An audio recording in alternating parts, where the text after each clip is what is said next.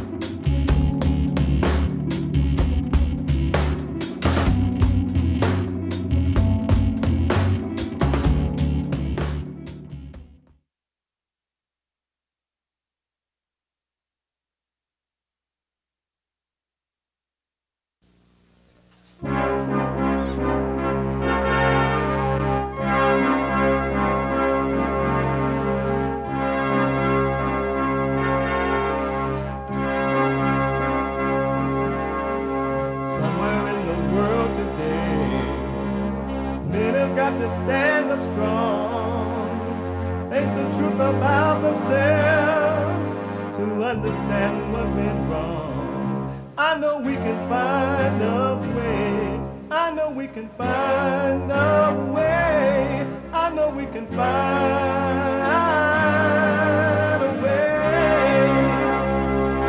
to stand up, stand up, stand up.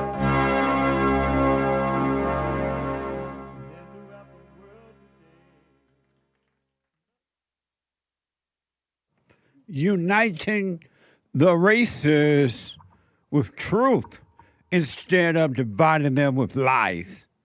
We're also rebuilding the family by rebuilding the man. I'm Jesse Lee Peterson. Good morning. Hi, y'all.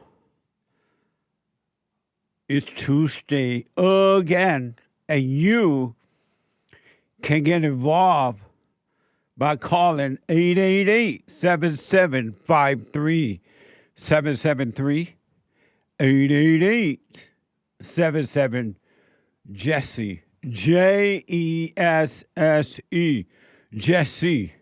Amazing. And my biblical question for this week is a doozy. Do you believe that as an individual,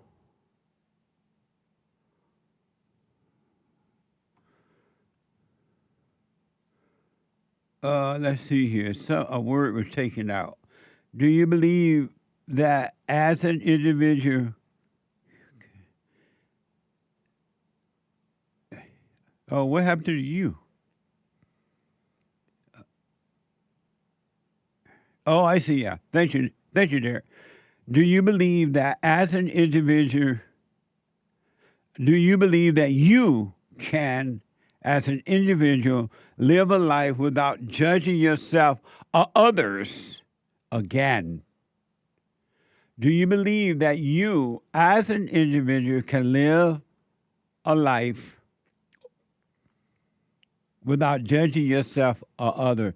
That is an amazing question. It really is. And for those who want to overcome, we have every way that you can watch and support the show listed on jesseleepeterson.com/show. jesseleepeterson.com/show. And if you can podcast the show if you can't just sit and watch it because you got to run around. We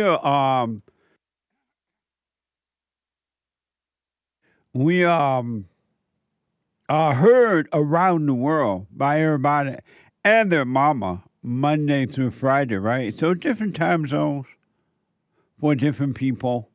So you may have to run around, but you can still listen to the show on your iPhone or iPad. Well, not iPad, just phone. You can listen to the show on your phone by calling the listen line on TalkStream Live at 605-615-4131. 605-615-4131. And to donate and have your comments read out loud, go to Buy Me a Coffee. BuyMeACoffee.com/JLP Talk. BuyMeACoffee.com/JLP Talk or Bond JLP Cash App. Bond JLP Cash App. Amazing. It's also amazing that it's Tuesday again. Yeehaw! And every Tuesday is amazing because, and one reason, not the only, but because all my life I've been tricked by thoughts every single time. It is Country and Western Tuesday. well, they've all been lies. They let me down every single time because the devil's been making homes inside my head. The good, the bad, the glad, the sad. If I could let them all go and give them to God, well, maybe he'd take this anger from my soul. And I'd shine like a light that's too bright to see. And I could lean on God so he could lean on me. Forgiveness, righteous, perfect peace. Amazing. Amazing. Amazing. It's unfortunate. Well, I'm using the word unfortunate as a way of communication. I'm not sure if it's unfortunate or not. It may be that most people, not all, but most, would never know perfect peace. Would never know perfect peace. Because they refuse to get to know themselves, to put their eyes on themselves so they can see, not understanding. You must die in order to have life. The false self, not the physical self, but the false self must die in order to live. And the beginning of death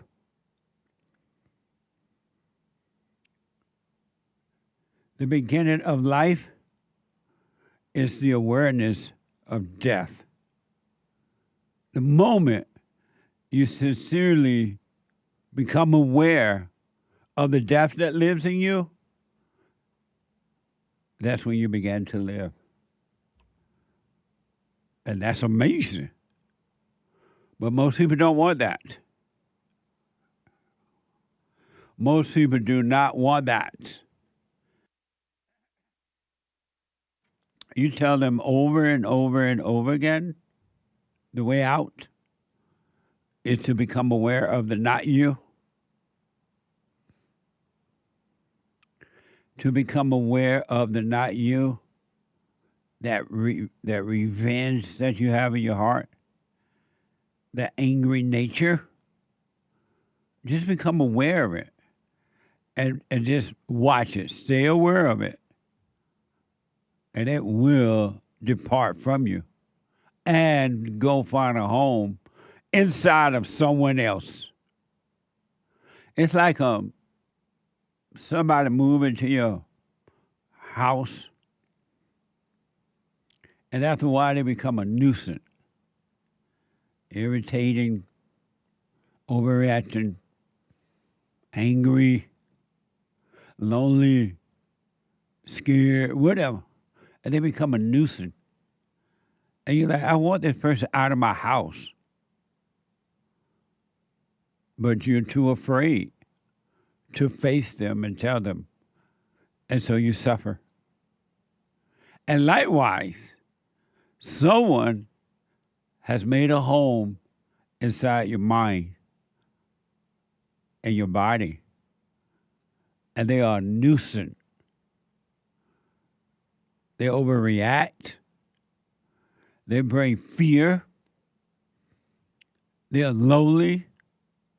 They're depressed, controlling, dominating. They have made a home inside of you, and you're afraid to kick them out. You're afraid to kick them out because living in that state of mind, you believe in cause and effect. And you believe that if you kick them out, that you won't be able to handle their reaction to you. So you won't kick them out of your own house. your mind, and your body. Those emotions, you won't kick them out of your own house. Think about that. Because you believe in cause and effect. You're afraid that you won't be able to handle it. You don't know how they're going to act. And a divided person have to believe in cause and effect. A whole person doesn't. A whole person knows that there's no such thing as cause and effect. It's just an illusion. But no. And I tell people all the time, okay, I understand you're miserable. You're lonely. You're scared. You're angry. You're depressed. You have suicidal thoughts. You have 1,000 false identities inside your mind and body. Finally, give up and just be aware of it. Because they're in your house, they're not in you. They're like, no, I can't do that. That's too hard. It's hard for me to live, sleep, walk, and live with that, they say. Because they think that is them. They don't know it's a stranger in their home, of whom they have identified with. What a sad way to live, huh? Death must precede life. You got to die. Eternal life is forever and always present. But you got to kick the stranger out of your house by being aware of the strangers, the nuisance, the headache. But it's up to you. You could be free. Really, you could be free right this very moment. All you got to do is become aware.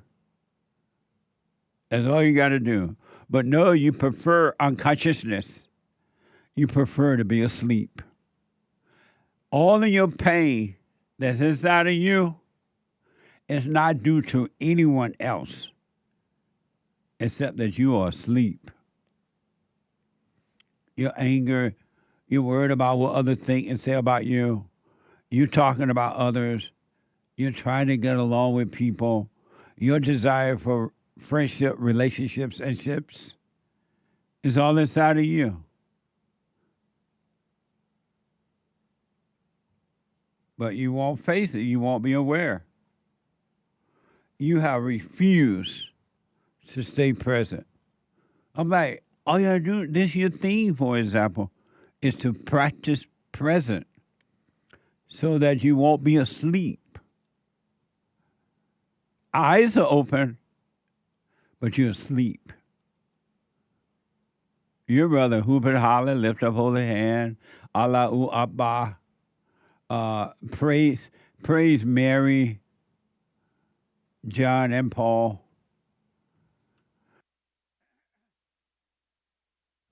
Anything to keep from being asleep. From waking up. Anyway, it's a spiritual battle.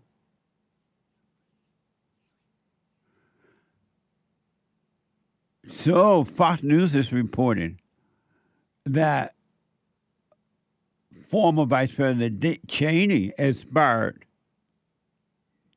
And Dick Cheney was the Vice President to George Bush. He served under Bush, and he expired at 84, according to this report. And according to this report, his family said he expired due to complication of pneumonia, cardiac, and vascular disease. Watching from Fox and Friends. He was one of the most polarizing political figures in recent memory. A hero and patriot to conservatives, a villain to liberals. Serving under 4 different presidents, in his last job, Dick Cheney became arguably the most influential vice president in American history. He was born in Lincoln, Nebraska, January of 1941, into a family of 5. After Cheney flunked out of Yale, as he would put it, he finished both a bachelor's and master's degree in political science at the University of Wyoming. But before he finished his doctorate at the University of Wisconsin, Cheney won a Capitol Hill Fellowship and headed to Washington with his new bride, Lynn Vincent, on his arm. Cheney left the White House in 1992 when Bill Clinton defeated President Bush, but he remained relevant as a Republican voice, choosing to stay in the private sector. Cheney nearly doubled revenues at energy heavyweight Halliburton as the company's CEO. Cheney resigned from Halliburton when he became the vice presidential candidate alongside George W. Bush in 2000. Cheney actually ran the search for a vice president for George Bush, but in the end, Bush chose Cheney for the job. Dick Cheney was typecast as aloof and accused of being calculating and deceptive. Friends called him quietly funny and dry, but determined. As defense secretary and then arguably the most powerful vice president in the history of the republic, Cheney helped lead the country through 3 wars and the worst attack on the U.S. homeland. In Washington, Brett Baer, Fox News. May his soul rest in peace. Dick Cheney, if I remember correctly, was a writer. I don't think he liked the Great White Hope that much. I know his gal didn't like him, whatever that Cheney, Liz Cheney. She was a mess. But may his soul rest in peace. A warmonger guy. Amazing, huh? A rhino. Oh, it was the daughter that didn't like Trump, I'm told in my head. I guess Dick Cheney liked Trump, I guess. I know the daughter didn't. What the? Liz was and is a mess. I thought I heard Dick speak out against Trump a couple of times. Trump is not for wars, except to truly protect the American people. Like he's blowing up all those boats with the drugs on it, according to reports. Amazing. But may his soul rest in peace. 84 years old. I have an aunt who is the sister to my stepfather. And she is this past week, or maybe this past week, she had a birthday, 101 years old. I'm like, what the? Everybody done died, and she's still around. She had one son, he died. One daughter-in-law, she died. She had some nephews, they died. Her brothers and sisters died. And she's still around, like, what the? 101 years old. It was amazing to see that. But I'm kind of accustomed to it because when I was growing up, the people lived to be late 80s, 90s, and 100. Miss Shule, I think Miss Shule, like 100 or something. Miss May, Miss Eveline, Mr. Robert, Dad, they died in old age. And they rarely, if any, at all, went to a doctor. And they weren't taking blood pressure pills and all this mess.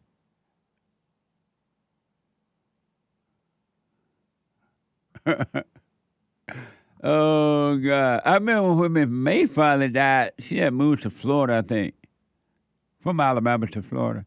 And they finally told me Miss May died. And Miss May was like, what? She was older than Jesus. So may his soul rest in peace.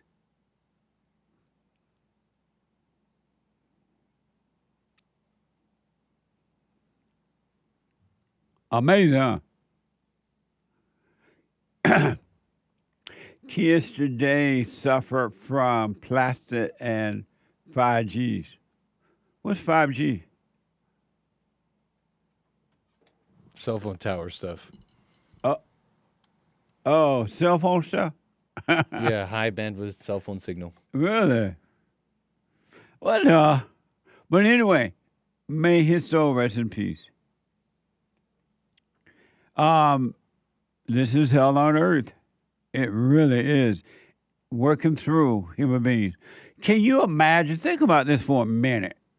For those who really want to think about it. If you don't want to think about it, you don't have to. That something has made a home in you, in all human beings. Something made a home in your mind and in your body. And it operates through you. It makes you think and do what it wants you to think and do. It can make you afraid. It can make you have false happiness. It can make you have sadness. It can make you think about tomorrow, which doesn't exist, or yesterday, which doesn't exist. It can make you hold on to memories that bring nothing but sadness and grief. And you think that's, and you know something wrong with that because you're not happy having the sadness and grief, but you won't let the memories go. All you gotta do is let the memories go, stop thinking about it, and it's done. But something in all human beings, it doesn't matter the race, the color, male or female, wherever you live in this world, something else has made a home in you, and it makes you do what it wants you to do because you have identified with it as you. And you think you are making you do things that you don't want to do. And preventing you think you are preventing you from doing the things you want to do. It lives in your house. It's not you. But you won't turn the lights on within so you can see who is in your house. At least turn the light on and see. Look under the bed.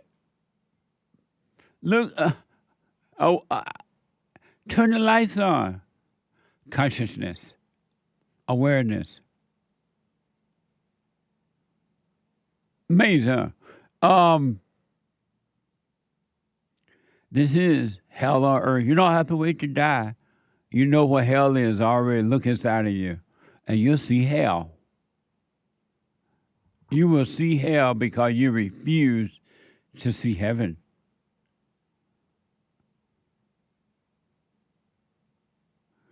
There is,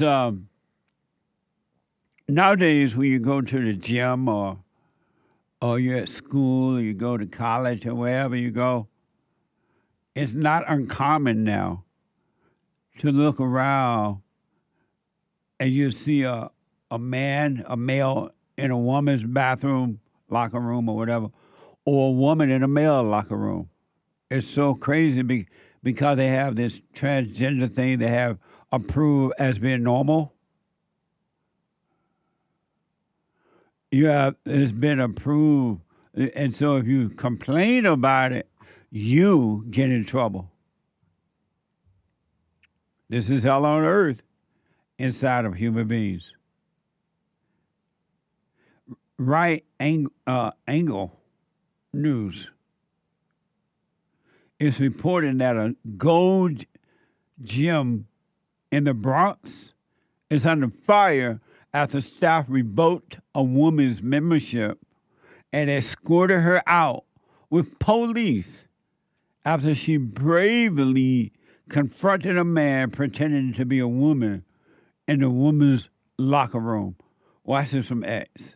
How are you? Did you tell me or not that women like to see? I'm asking you a question. Exactly. Get out of the way now. No. Now he knows how to be a man, right? Stay out of the women's locker room. We don't want it. You can't get rid of me for this. I'm a woman and I have every right to not want a man in the restroom when I'm naked. There are girls naked in there. Look at them walking in there like it's okay. It's not okay. Go gym. Men. Grown men with big in the women's locker room. And that's why I'm getting kicked out. And I want to make sure the girls know. Today I was naked in the locker room. I turn around and there's a man there. in boy clothes, lip gloss, standing there looking at me. I'm butt naked. So the first thing I think is maybe there's a worker in here. Maybe I missed a sign. I say the word sir to say, sir, what are you doing in here? He goes, don't talk to me. I'm a woman. I have a right to be in here. And then I talk to the people that work at Gold's Gym, and they don't really have anything to do. They just like, oh, we can file a report about it, incident report. What the is going on? Like, listen, how can you say you're a woman or you want to be a woman and you don't care how women feel? What the hell on earth?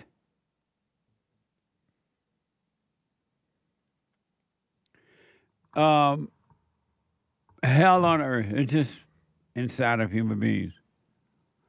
You can have peace on earth, or you can have hell on earth. I wonder, had this been a woman pretending to be a man in the men's locker room, would the same outrage happen? I've seen a lot when men are playing in women's sports, the women and others pretending to be so upset about it. But they're not upset when women playing in men's sport. I even ask when I interview people on the fatherstate.tv, and I ask, should men play in women's sports? No. Why not? Men are stronger. Women don't have a chance. I'm like, okay, yeah, that makes sense. And then I ask, should women play in men's sport? Oh, yeah, that's fine. Well, I'm like, why? What's the difference? Are the men weaker when women are playing in their sport than when they are playing in women's sport?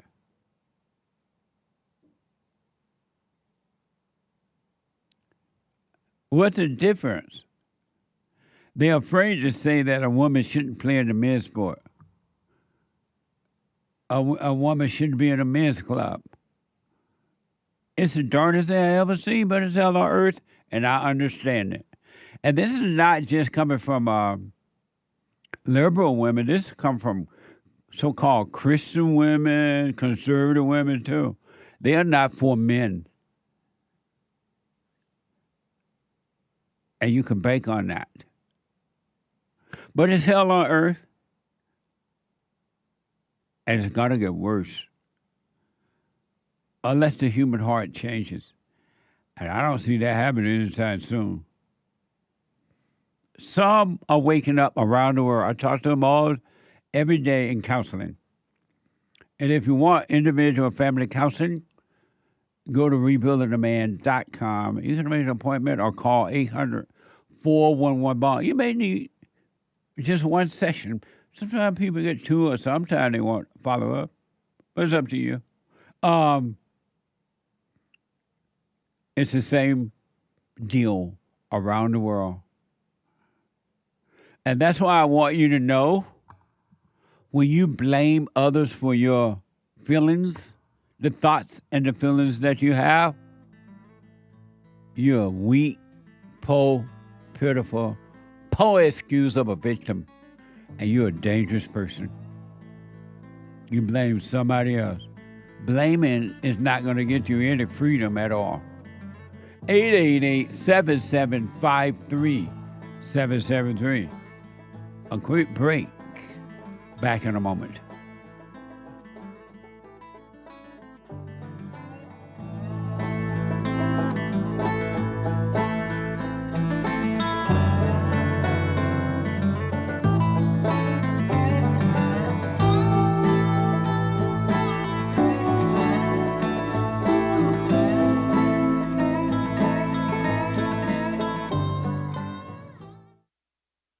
Now, I totally disagree with the way things are going, but you can't be angry because that's what the enemy wants. He wants to control you. They do things to make you mad so they can control you. It's like being married, and the wife would do things to make you mad, or she'll do things to make you feel good. And men do that to women too when they want something from the woman, especially sex. They'll make her feel good or they'll make her angry.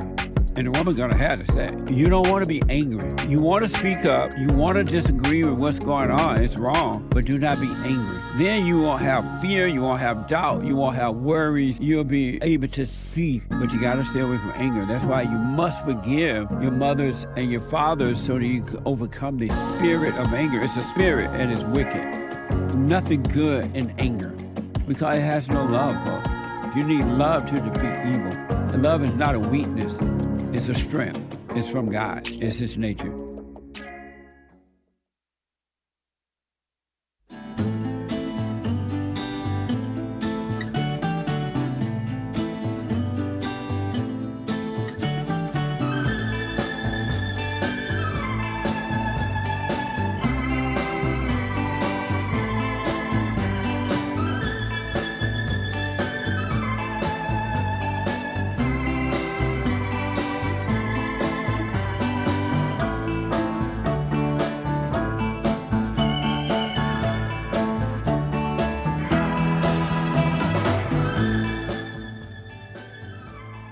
Country and Western Tuesday.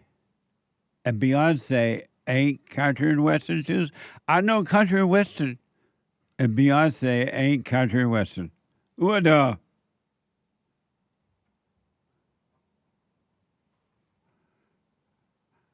I'm being told that Dick Cheney was famously pro same-sex marriage because his daughter was lesbians. What the? Even while W. Bush was against it. Amazing. That's from Hake. I don't know where you get it from.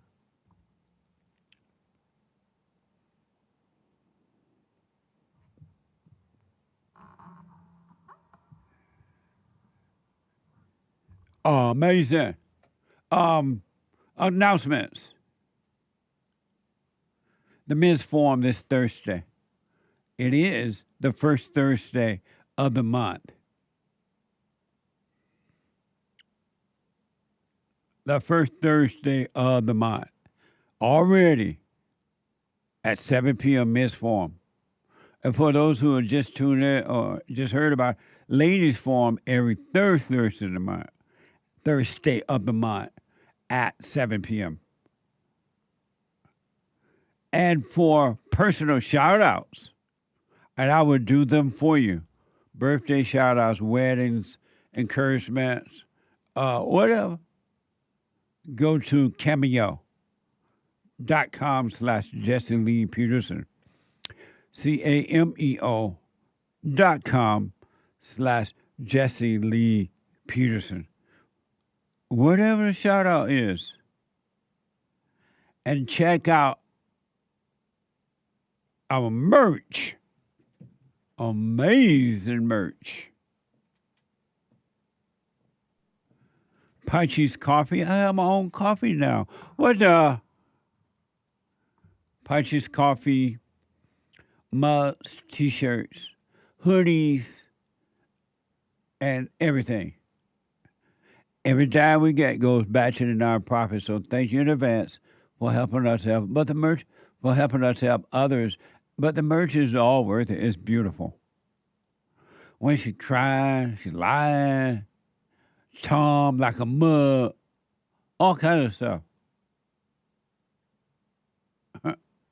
Amazing. All thoughts, all lies, all the time about anything.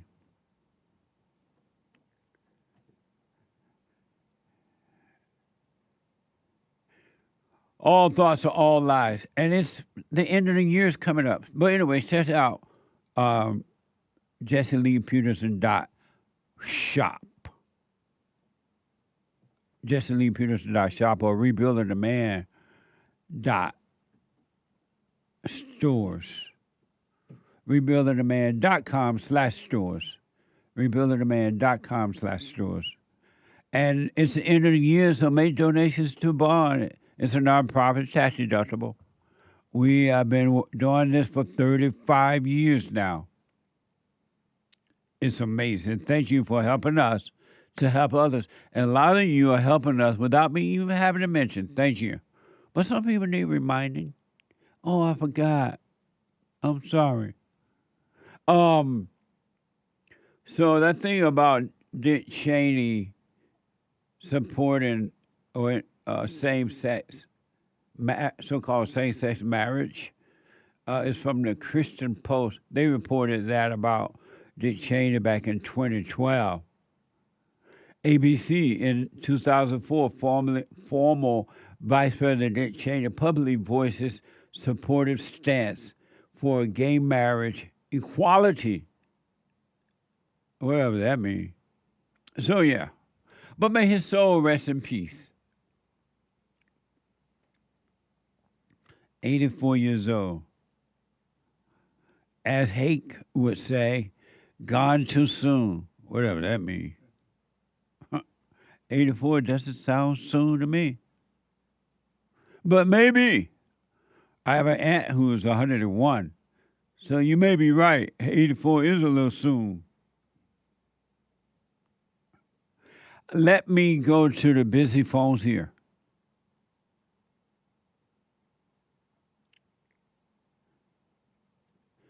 Let me go to first time call out of New York. Devon out of New York. Devon, you are on the air. Good morning, Jesse. Hey, Devon. How you? Yeah. How are you? All is well.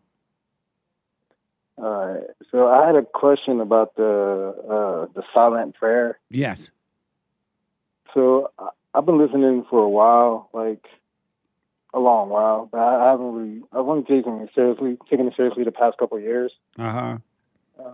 Before that, I was a Buddhist, quote unquote, and we used to do a lot of meditation. So I was kind of familiar with it before, but since doing it now with kind of like the lens of, I guess, God or whatnot, in my mind, it's just like, it feels more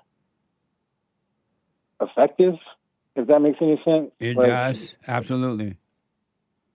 Yeah, like before it was kind of like, just for myself, and even in your teachings, I see that it's to bring it back to yourself. But in Buddhism, it's kind of like you go where you want.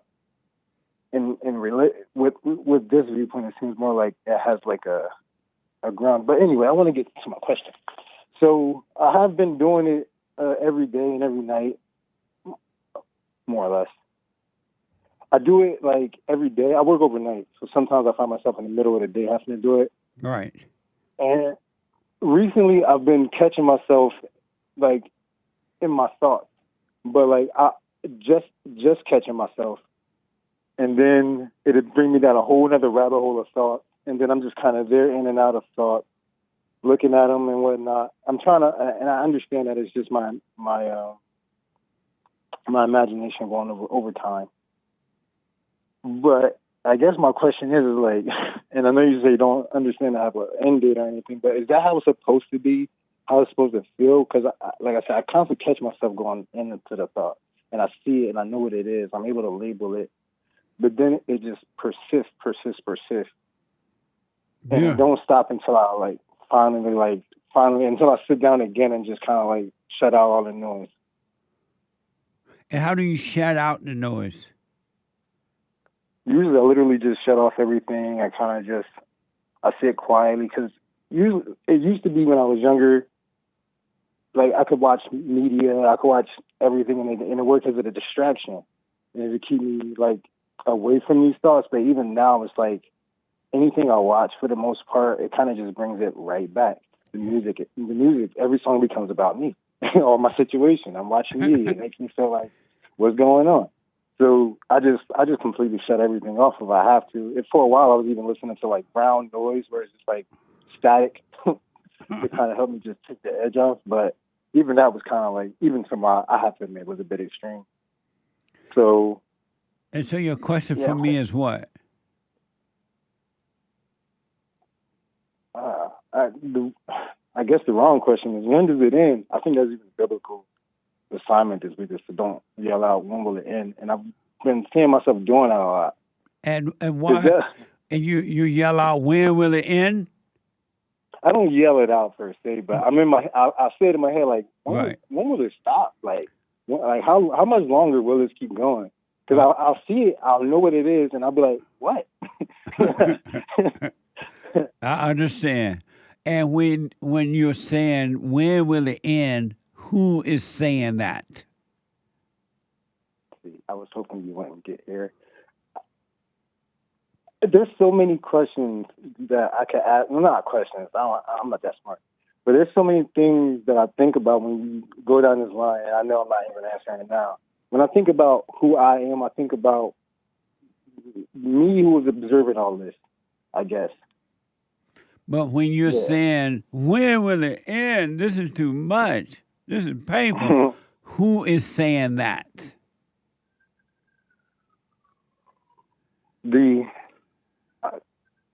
I guess I'm thinking about it now. The person, it's asking me like that. I would say the person who I imagine is going through that is saying that. Like the person I'm observing in my head is saying that and screaming. And honestly, sometimes I laugh at them because I'm like, what? But it still don't stop it from like just that feeling like I'm dying or something like from past. And even though like it's getting shorter now, that feeling is like agony when I'm going through these emotions is shorter than it used to be. Right. I still feel it. And so who is saying, I'm sorry, who is saying, when will it end? This is too hard. Who's saying that? The me that I imagine is going through that pain. I would recommend never say that again, because if you stay aware, those identities that made a home in you are dying. Those identities that you've been identified with all your life, thinking that they were you, is dying. But when you say, when will it all end?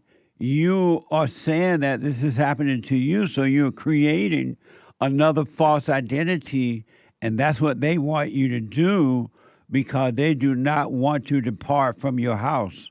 They want to stay in your house because if you put them out, they got to go find a home in somebody else, and they don't want to live. They don't want to leave you. And it's not you saying that. That's the false identity saying it. It sounds like your voice because they imitate your voice. But that's not you. So I would recommend you never say, where will it all end? Because now you built another false identity that's going to stay longer inside of you. That's not you saying that. It's not you. You do feel the pain in your body, but it's just pain, and it's not your pain, and it's not your body. So that's what must die, that false self, the false identity must die in order for you to have life. And if you are aware of these things happening inside of you, you're waking up to life. You're starting to live. The awareness itself is life. The unawareness is death, is darkness. I'm glad that you say that because I remember it's coming to my remembrance. But you said that a while ago, like, when it starts to really hurt is when it's like, I want to say working. Oh, yeah, well, you said working on you. Yeah, That's what it definitely feels like. Excuse me. But, yeah, I remember, pardon me. And that's why you should want, the greater the ego pain is, the greater the fear is, the greater the worry is, the stronger the doubt is, all that. You should want that so you can die from it. Be aware of it and die from it. But the awareness is what's destroying the illusions. And the awareness is life. Honestly, yeah. Word. That sounds good. And so you want to practice staying present, being aware of what's happening in the mind and the body, and do nothing about it, and just be aware and just live with it, walk with it, sleep with it, drive with it, eat with it, but don't fight with it and don't complain about it. It's okay that we're discussing it, but don't complain. You want that ego pain to just overwhelm you so you can die from it. Yeah, I've noticed that this was long before. I used to be a very dramatic person. That when I did complain, they're more likely, they're happy to cajole you for a little bit. Yeah, You know, misery or love maybe- company. Then as soon as they feel like they gave you enough love, then it's like, all right, see you later. Yeah, absolutely. So, yeah, I learned to just kind of like keep my pains and my struggles to myself for the most part. Yeah, because there's nothing that anyone can do about it anyway. Most people are your enemies, and they rejoice when they know you're in pain. It's a thrill for them to see or hear that you're in pain. It gives false life to them, and they feel good. That's why human beings try to give other human beings pain, because it's a thrill for them. It's death, but they call it life. Yeah, even with some of my so-called friends, they'd only reach out when they were going through struggles, but Yeah. as soon as they're all living good and happy, I don't hear from nobody no more. There's no love, no love. But let me ask, Yeah. do you understand that the light that is allowing you to see the darkness, all those emotions are dark, those thoughts and emotions, the so-called feel-good ones are painful too, they are dark emotions. It's the life, the light, that is allowing you to see the darkness, which is not you, so that you can overcome it. Well, it's interesting that you asked that. I don't want to get into a whole. That you asked that, I see that, but then I'm confused about what's darkness and what's light. For instance, All thoughts are darkness. Go ahead, make your point. You went to what? No, because right now I'm living in New York, and as you know, it's a hellhole, and it's going to get worse pretty soon. So even before we were supposed to get this socialist or so-called socialist, it was really bad here. So I was already in the mind of doing like a program that allowed you to like volunteer on farms and like kind of get skills, because I have no skills right now. Only thing I know about is photography, and it's floated me by for a while. But do you have a job? Yes. Well, then you have a skill. Well, yeah. Let me ask them because of time. Of course. You said you were a Buddhist beforehand? Yes. And when you were a Buddhist, you guys used to meditate, you say? Yes. And what was the purpose of meditation? What would you meditate on? Well, meditation, there's different schools, but the school of Buddhism I was under, they would have you like, you would just, when you're meditating, you're not really meditating on anything. They kind of tell you to just focus on a blank spot in space. And as you're doing it, the thoughts will naturally start to they'll come to you without you even having to do anything. They just want you to watch them, don't attach to them, watch them, accept them, watch them. Do that for like an hour, say some ohms, stretch. But did they tell you that those thoughts were evil and not you?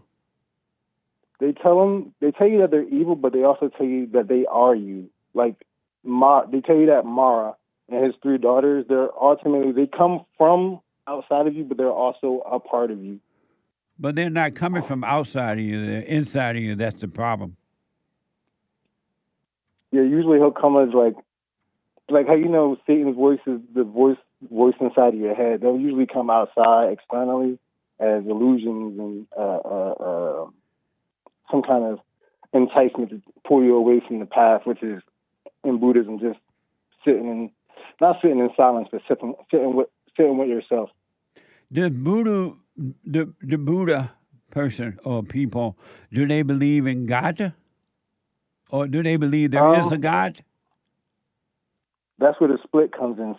Some Buddhists believe that the Buddha that originally attained enlightenment is a God, and that there's other gods who reached enlightenment as well, and they ascended past humanity. And then there's some schools who believe that the Buddha is he's just a teacher. He's not like a god. He just ascended to. There's no really ascension into enlightenment. He just become enlightenment. Oh, so yeah, that's why so many so split. Yeah. Because of time, I got to run here, but I want to encourage. How old are you, Devon? 33.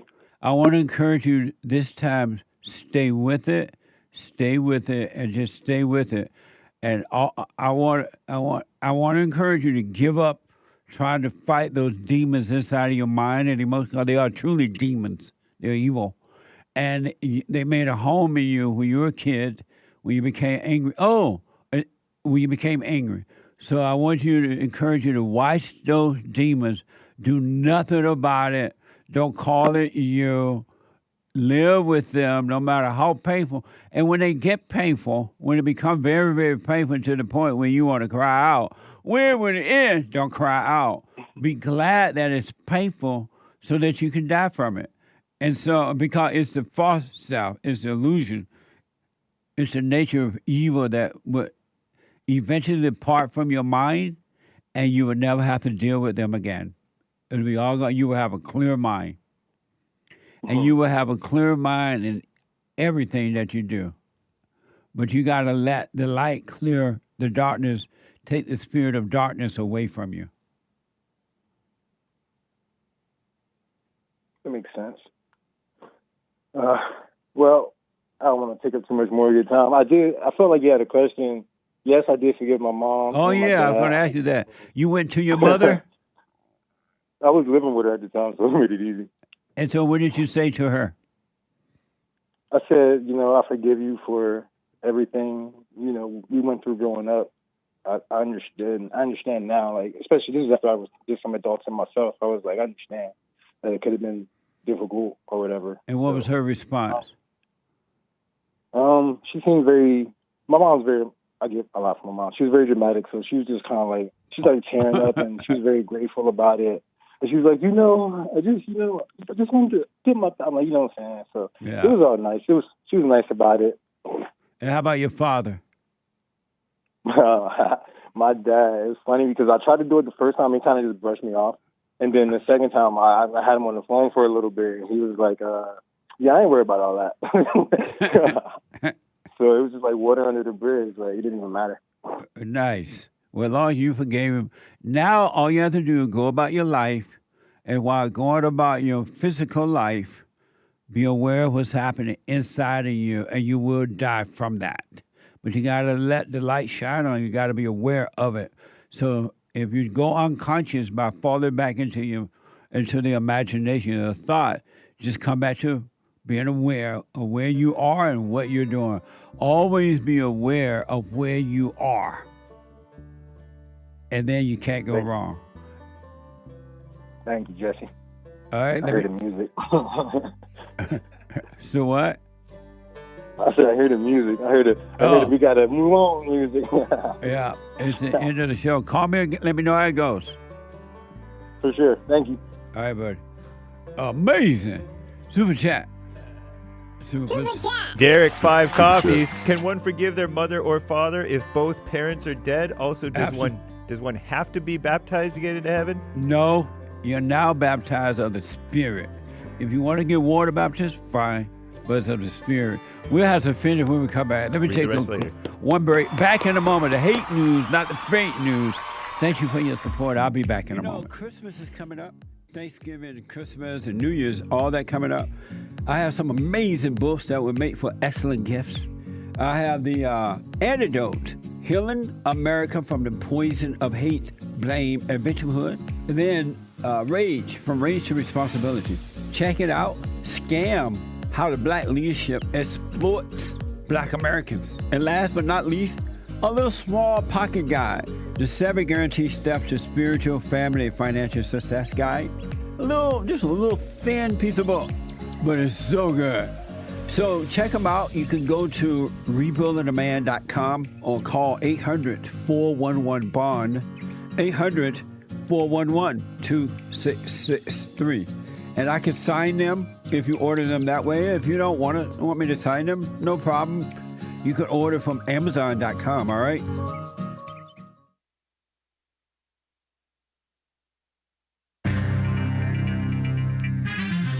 some serious mess going on in this old here world. This is Country and Western Tuesday, the end of hour 1, November 4th, AD 2025. There's elections going on, as you all may know. There is one line open, which you can call in right now, even during Hake News, Not Fake News, to get on hold, to get on air with JLP in the second or third hour of the Jesse Lee Peterson Show here. Monday through Friday, 6 to 9 a.m. Pacific Standard Time, GMT or UTC -8. We're 8 hours behind Universal Coordinated Time, something or other, Greenwich Mean Time. Nice. And so we're an hour later for y'all down under and people in other parts of the world and country that don't observe daylight saving time falling back like we did. We fell back into standard time. That was on Sunday we did that.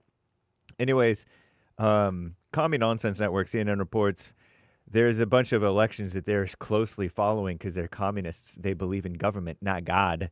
And races for mayor in degenerate New York City, races for governor or governess in New Jersey. I don't know who's running in New Jersey at this point. And Virginia, 2 women. And Proposition 50 redistricting, the gerrymandering, the Democrat gerrymandering ongoing. They've been gerrymandering the heck out of us with the immigration mess, right? Are you kidding me?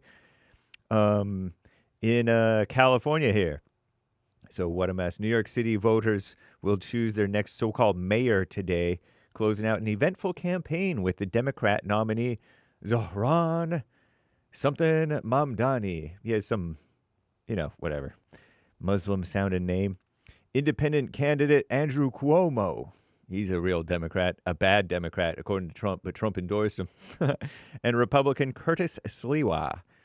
Mamdani, a 34-year-old Democratic socialist, better known as communist, as Trump and JLP, and probably Hake rightly call him.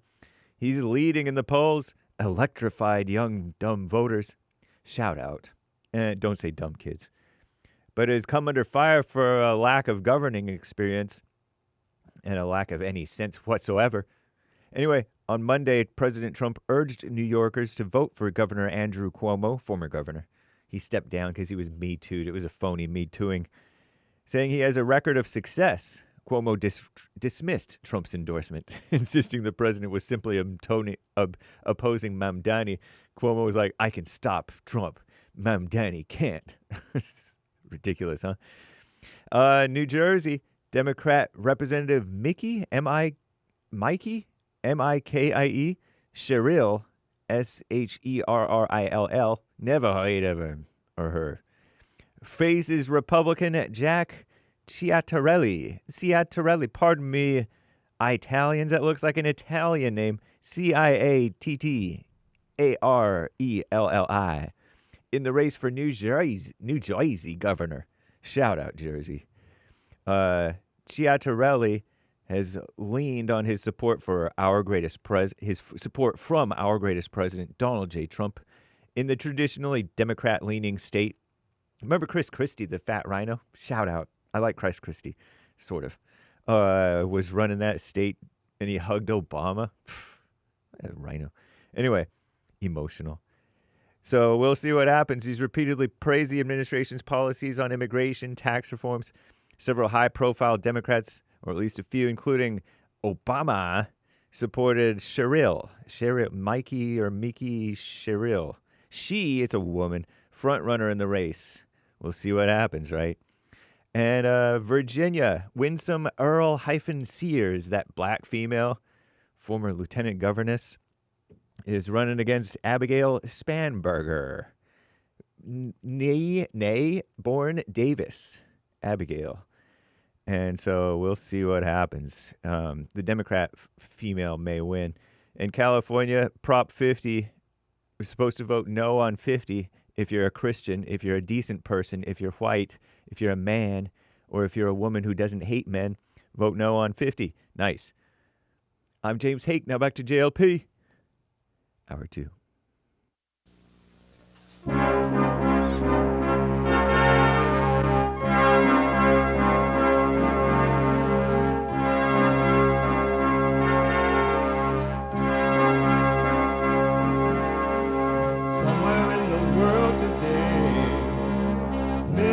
to stand up strong, face the truth about themselves, to understand what went wrong. I know we can find a way. I know we can find a way. I know we can find a way to stand up, stand up, stand up.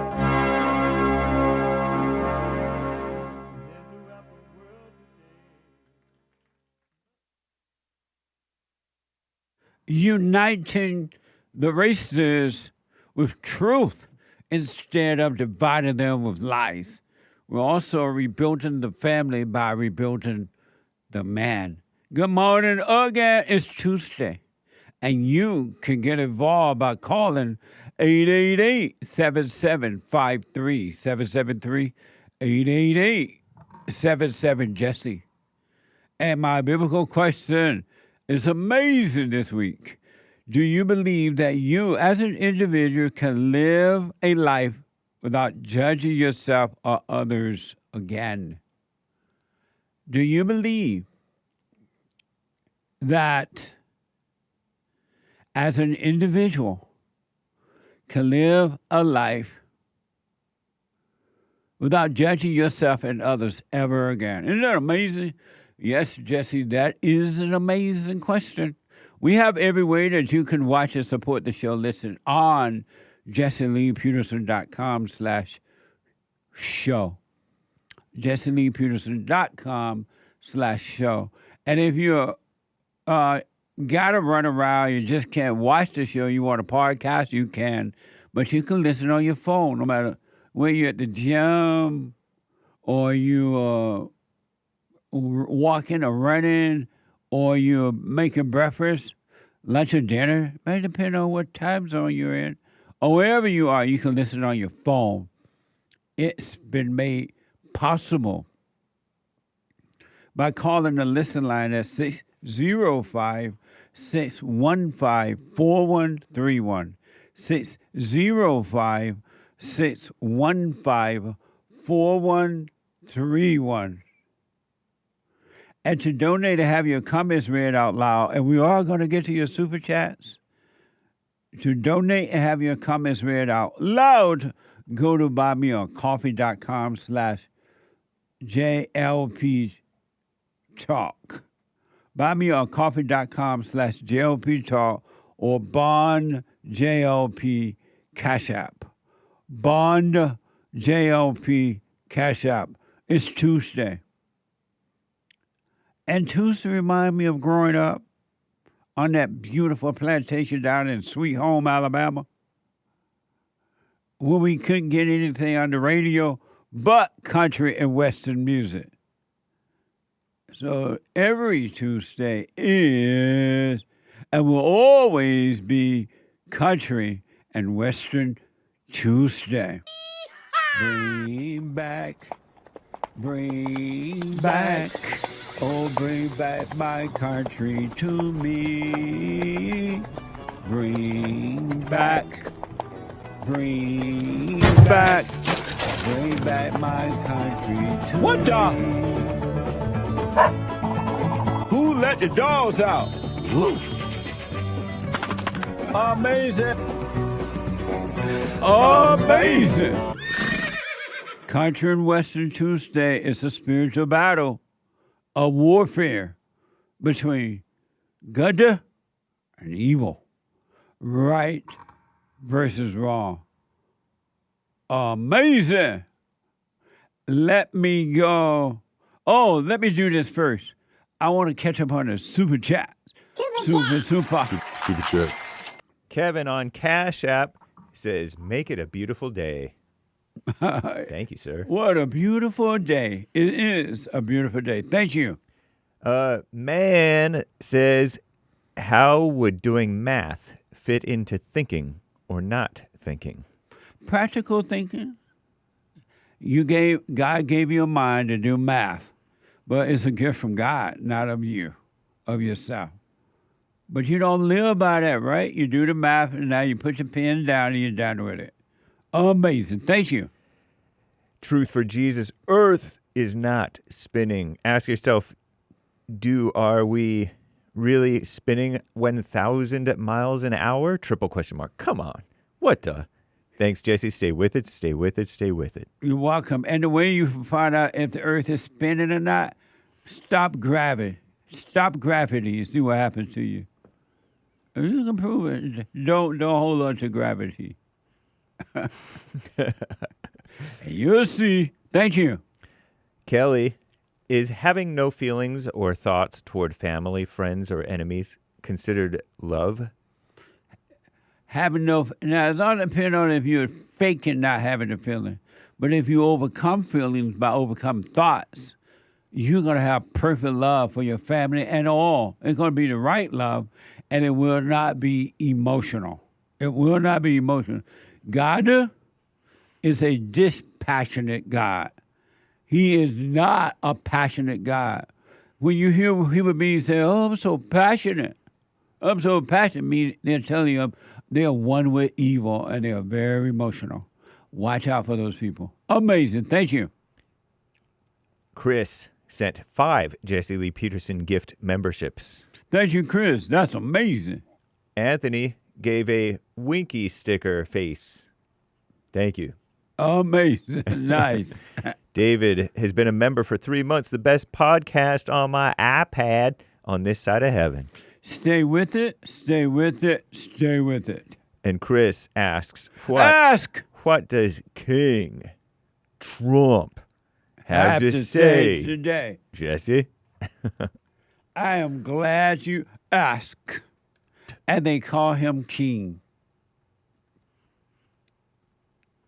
For every one new regulation, 2 old regulations must be eliminated. Amazing. The great white hope. They call him amazing. What manner of man is this? The wind and the sea obeys him. They call him king. They have king rallies around the world. Some people call him daddy. I call him the great white hope. Amazing. Thank you. Very nice. And thank you, guys. I do believe that is all for now. Amazing. Thank you very much. Hey, I want you to respond to this. Okie dokie. Did you hear that this judge, a Superior Court judge, used the bathroom outside of the office? Meaning he did public urination? Yeah, it was a she. She? I thought it was That's a he even too. Worse. When my producer first introduced the story to me, I immediately thought it was a he. When you gotta go, you gotta go. I'm like, did she stand up and do it, or was she able to squat? Did you know that some women stand up and urinate? Don't give me mental images. I'm blaming you for what's going on in my mind. I know. Don't blame me. What now? I feel like I can blame you, though. Down in Alabama, when we were living on the plantation, sometimes the women had to stand up because they had to use the bathroom outside. Uh-huh. Especially when they're in the cotton fields and places like that. And so they'll just stand up and pee. Thanks for sharing.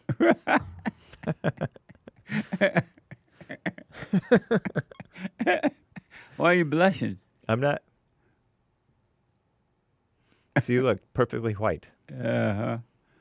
Faustin Phoenix, an Arizona Superior Court judge, was allegedly caught on body camera footage urinating near the courthouse where she worked. She was near the courthouse.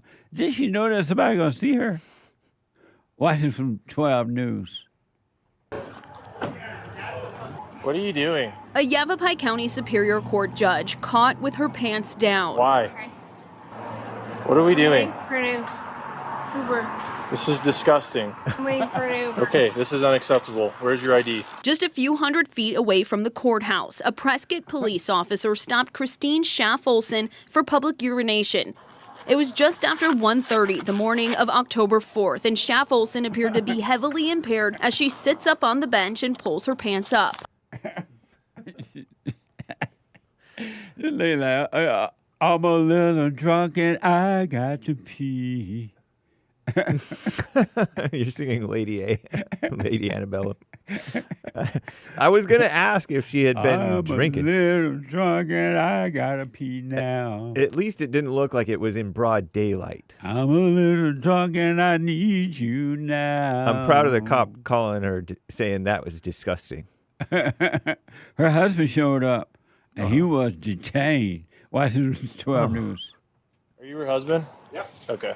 Can you hang out over by the cab for me? Nope.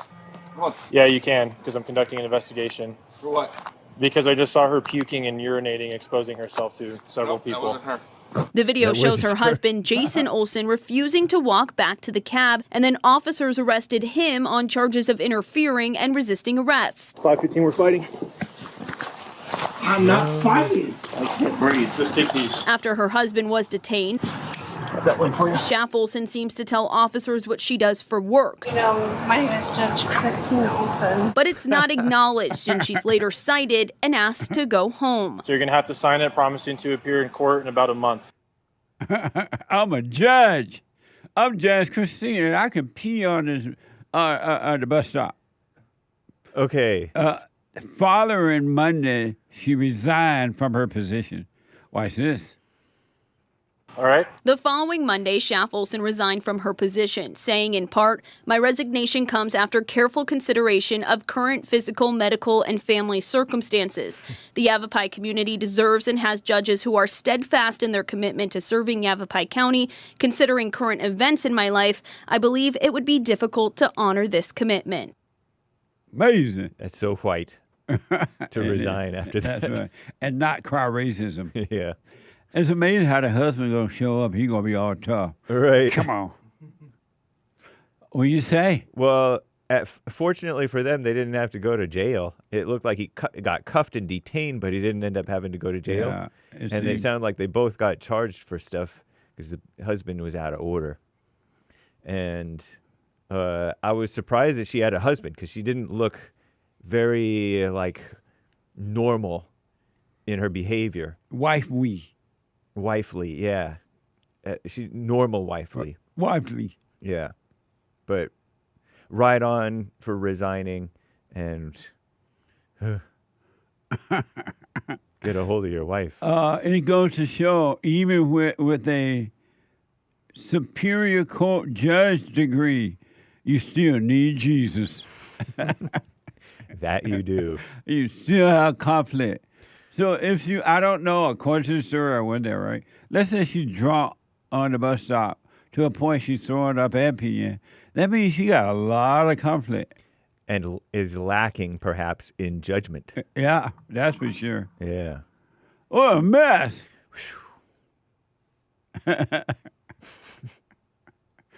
Amazing. Thanks for including me in that. Well, Not. I was surprised that white man fought the police back like that. Yeah, it was. Because normally white people don't do that. That's like a black thing. I wonder if he were mildly drunk as well. I don't know. Totally wondering. Yeah, because it didn't say he was there with her. He showed up. Oh. So we don't know if he came to pick her up or what happens. Yeah. People got issues. Yeah. Every human being has something that they have to overcome. Or All multiple. who are born of the woman must be born of the Spirit. She said she called an Uber, though. Oh, Remember she said she was waiting for an Uber. Was she lying? I thought the Uber normally be right there. And usually the Uber is not the husband. Or if the Uber showed up to pick them both up. I don't know. Don't remember. I don't know. What a mess. Anyway, 888-7753-773. Let me go to Mike, a first-time call out of Oregon. Mike, you are on the air. Good morning, Jesse. I've been listening to you for many years. Finally got on. Right on. Thank you, Mike. Yeah, you're awesome. I'll be 72 this year, and I got a question to ask you, Okay. and I think you can answer it. Now, I'm 71, be 72, and I want to ask you, I've never seen a white person. Now, everybody complains about white and black, whatever, but I'm a breed, and I've never seen a white person all my life. They don't have white people in Oregon? Why don't we just... Pardon? They don't have white people in Oregon? I've never seen a white person. Oh. There's no such thing as a white person. Show him Hake. I want to show you. I want to show you a white person. No, I believe in Jesus and I don't believe in hate. But all I know is that everybody No. Hake, H-A-K-E. He's white. No. You know, brother, there's no such thing as white people. All people are people of color. Okay? What do you mean by that? Well, all people are people of color. Now, I am a breed. Okay? What a breed is a half-breed. My mother married. Well, my father was a Scotsman. They came over in the 1700s away from Britain. Okay? My mother came off the reservation in Oklahoma Cherokees, right? Well, they hitched up and they got married and they had me in 1953. Okay? Well, you're a half-breed. That's right. I'm a half-breed. That's but all I am. But if we qualify people being white and black and brown and blue, well, that would make me pink, because if my father was white, my mom's red, I'm pink. See, this is all nonsense. The Bible doesn't speak of color, and it's got to stop. White supremacy, that's nonsense. Okay? I've worked my butt off all my life. No one gave me a dime. But I've never seen a white person. I look in the mirror, I go, I'm not a refrigerator. I'm not a wash machine. I'm not a piece of paper. I've never seen a tire walk or refrigerator talk. So, because of time, what would you call white people? Light skin. In the Bible, we go back hundreds of thousands of years. No, a light skin is a black person with light No, skin. No, because there's not that many black people. Because if you were black, Jesse, your skin would be like your hair, black. You were light skin. You had one lady on there I watched one time. She called us vanilla. Well, come on, give me a break.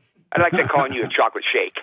It's stupid. It's stupid. No, I believe in Jesus, and I know what's going on, but I've always wanted, everybody says white people. I've never met one, and I never will. Jesus isn't white. Okay, but we're light skin and dark skin. Is Jesus Jewish? Jesus is Jewish or Northern African. He's Jewish, but he's got the skin of a Middle Eastern or a black man. Oh. Okay, but there's no white or black. That's when people say white supremacy, white privilege. That's nonsense. Amazing. There's light skin. Now, when I look at you as a black man, you're dark skinned to me. When I look at an Australian or the one over there in the islands over there or parts of Africa, when a man, his skin is black and his hair is black, and look at you, he's a black man. When you say that there's no black or white, but Jesus had black skin, how do you determine that? Well, I really don't know if he's got black skin or whatever. It's amazing that no one really knows what Jesus looked like. But we keep calling people white people, and there's no such thing. Right on. Thank you, man. Because I am tan. I am tan in color. Okay? I appreciate it, buddy. Thank you. All right. All right. My father married us a Cherokee.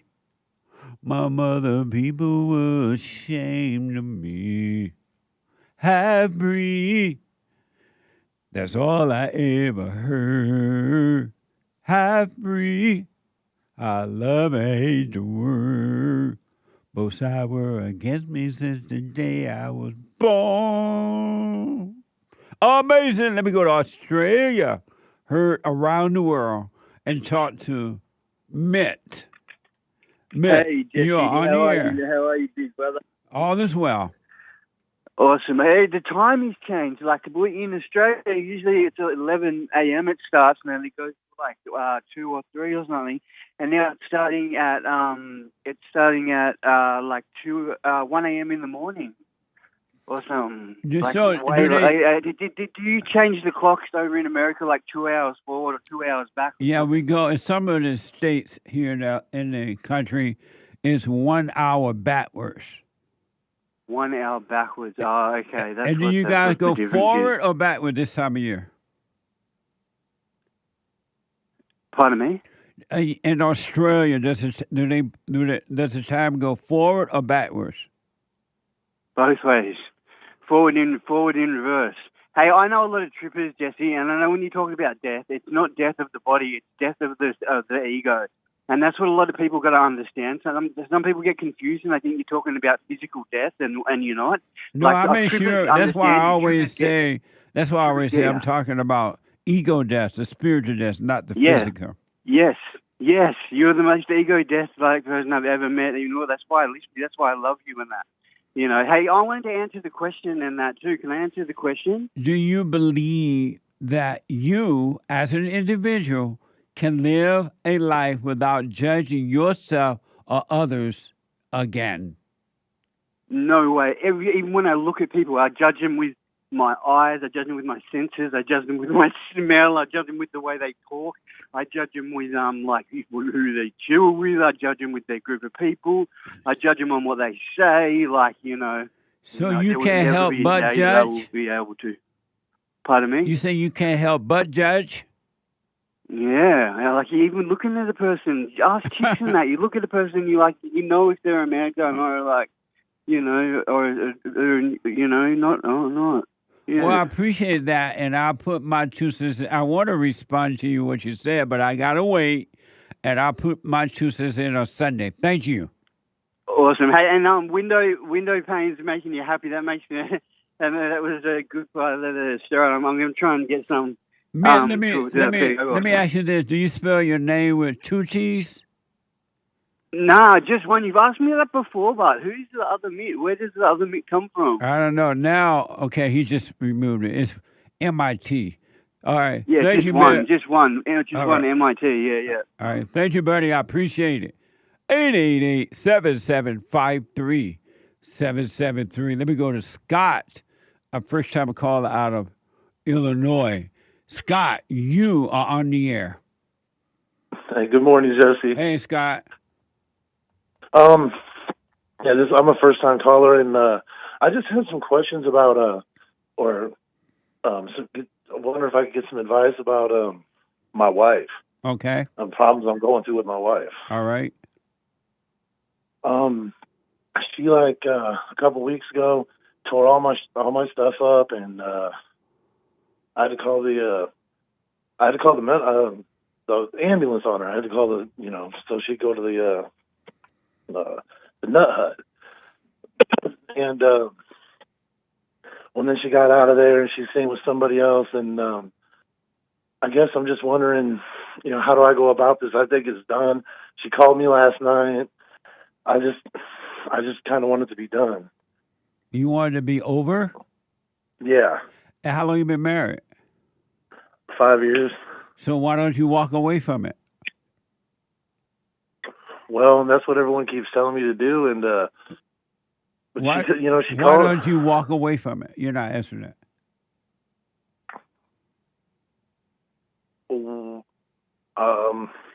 I guess I just don't know. You don't know what? Well, I am walking away from it. So I'm why walking away not just be done with it? Okay, but does that mean I have to should I just block her number? If she needs to get a hold of me about the kid, we have a son together. How old is the son? 3. So why not just be done with her and go, and you and your son go live your life? I guess that's what I'm just going to have to do then. But why not do it? Why have you done it already? Oh, well, she's not with me now. I mean, up until this point? You mean, why haven't I done it up until this point? Yes. Just because I just kept taking her back because I'm weak. I keep taking her back, and you're weak to what? I'm weak to what I want. I don't like to be alone. And why not? I don't know. My thoughts just start going, and I want to have me a honey. And are you your thoughts? No. Are those thoughts yours? No. So why do you believe those thoughts then? I don't know. Maybe I'm not doing the things I need to be doing. I quit going to church. You said that you don't want to be alone, but being with someone does not bring you peace. Why not be alone so you can overcome that? Because if you can't live alone, you would never have peace living with others. It got to start with you first. Why not work on yourself? Get rid of that woman and work on you. Okay. No, that was a question. Why not? How old are you? 38. So why don't you you have a son. Why don't you work on you so you can overcome all that? Because it's difficult. And how's it difficult? Meaning what? What do you mean? Well, I mean, I'll be a single father. She don't want to have nothing to do with him. You're lucky. That's good. And That most is good. guys don't most men can't take their children with them. You're fortunate that you can take your son and she doesn't want him. That's great. Yeah, it is great. I guess I never really thought deep on it. What if she might try to get a hold of my family and try to say that, I want to see him, but she never follows through. But why are you doing the if? Why don't you wait and see what happens? Well, I suppose I will. Why don't you do it that way? Why? Because you're double-minded when you do ifs, and a double-minded person is unstable in all of their ways. Why not have a way to see it? Just live and let life happen through you, for you. Okay. No, why not do it that way? Well, I guess I've just never done it that way. I've never done it that way because I guess I never really thought that deep on it. This is why you need to work on yourself so you can see what's going on with you. Have you heard me say you need to forgive your mother? Yes. Have you done that? I did it the other night. I did it 2 nights ago. And what happened? Well, she was kind of confused by it, but I was just like, I forgive you for what Grandma put in you. Right and on. I felt elated. Afterward. Yes. And did you forgive your father for not protecting you from your mother? I haven't got a hold of him. I haven't seen my father in years. And why not? I don't know how. I was raised by my grandparents. I didn't really meet him until I was 21. I went to church where his family went to, the Seventh-day Adventist Church, and I met him. And when you asked him what happened, what did he say? Oh, I couldn't take care of you, man. I knew your grandparents would do a better job. And so did you forgive him because he was being honest with you?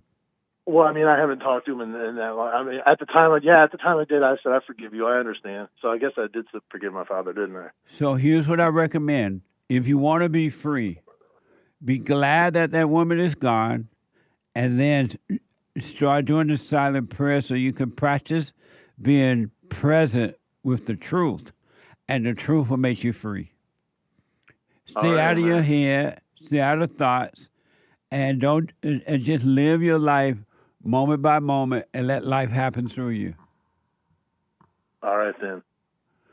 Are you familiar with the silent prayer? Yeah, I just became familiar with it a couple of days ago. I did it out at the cemetery one time. Start to stay with the silent prayer so you don't live in your imagination, those thoughts.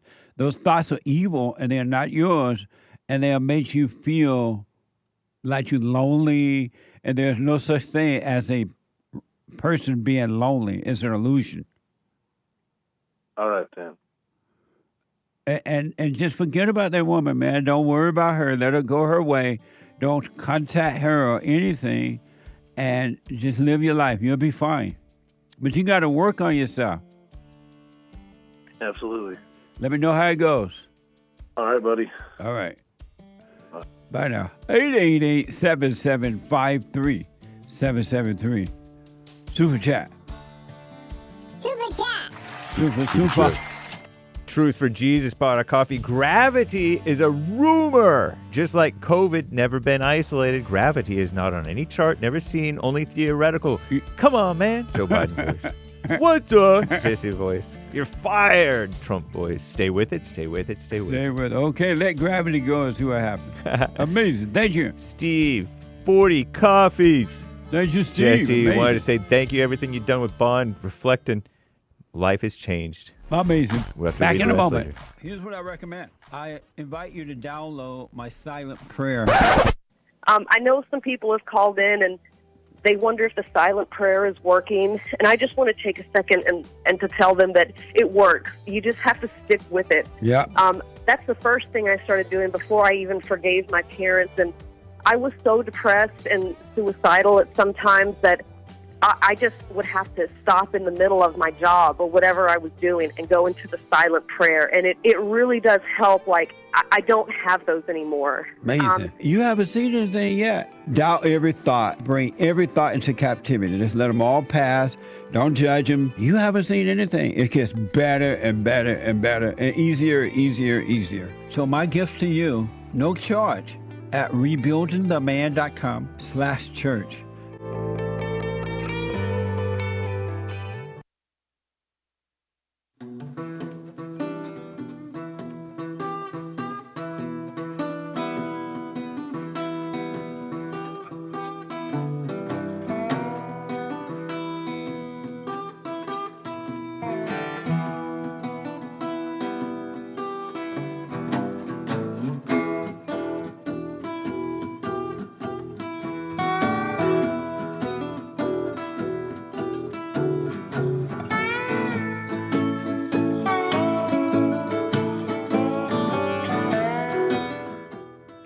Like this video.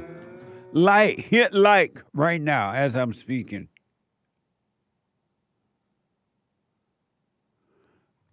Hit like. I'm waiting. Oh, thank you. Yeah, hit that. I see you, John. I see you, Mary. I see you, Sue. Right on. Thank you. Hit like. Also, the Hake report. So let's get to, my producer's telling me right now, let's get to 500 likes. Let's get 500 likes today. That's not too much to ask for. What the? Hit like. Thank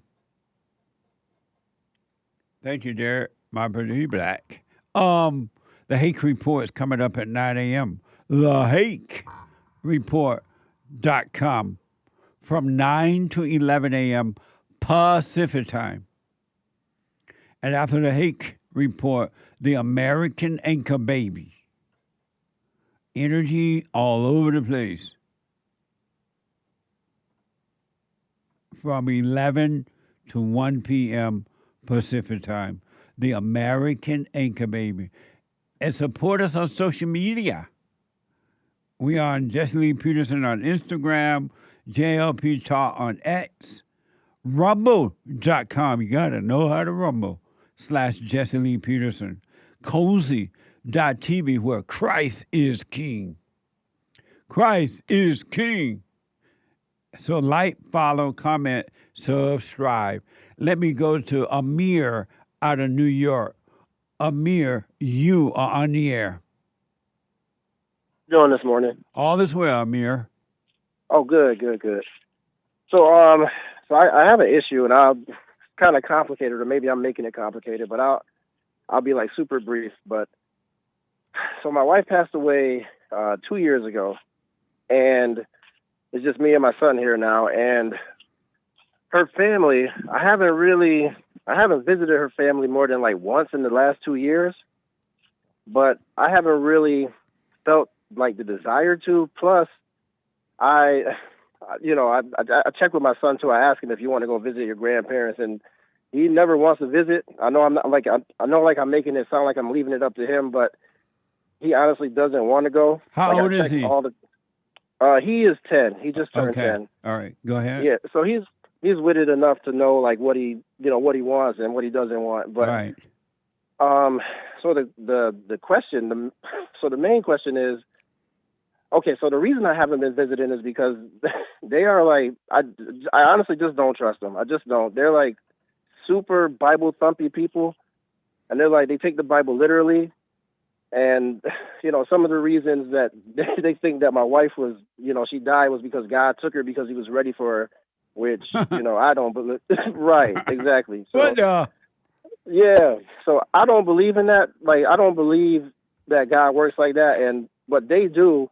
And I'm just worried that if I do take him over there, if he wants to go visit like any of his grandparents, that they will like convince him that that's what actually happened. But that's just one reason. But basically, like I said, I haven't visited him in like 2 years, and I'm wondering, am I doing the right thing?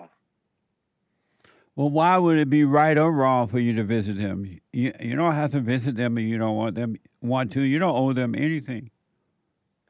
You're right, Jesse. And whenever I do feel like I should be visiting them, I hear your voice saying like you don't owe anybody anything, which right. That's absolutely true. And the other day too, like yesterday, her mom sent me an email because I haven't been responding to their texts because they text me, but I just don't respond. I just don't want to respond.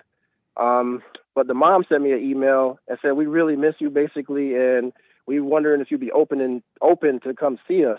I didn't reply to the email, though. So I just don't want to visit them anymore. I'm actually trying to move on. And why are you having conflict with her about that? About whether you visit or not, yeah. So you sound like you have conflict as to whether you're right or wrong for not going. Yeah, no, you're right. I am conflicted. Why? But it's because my wife was like she was like the queen of the Bible thumpers, man. Like she would always say like, "Oh, we're God's hands and feet," and I know.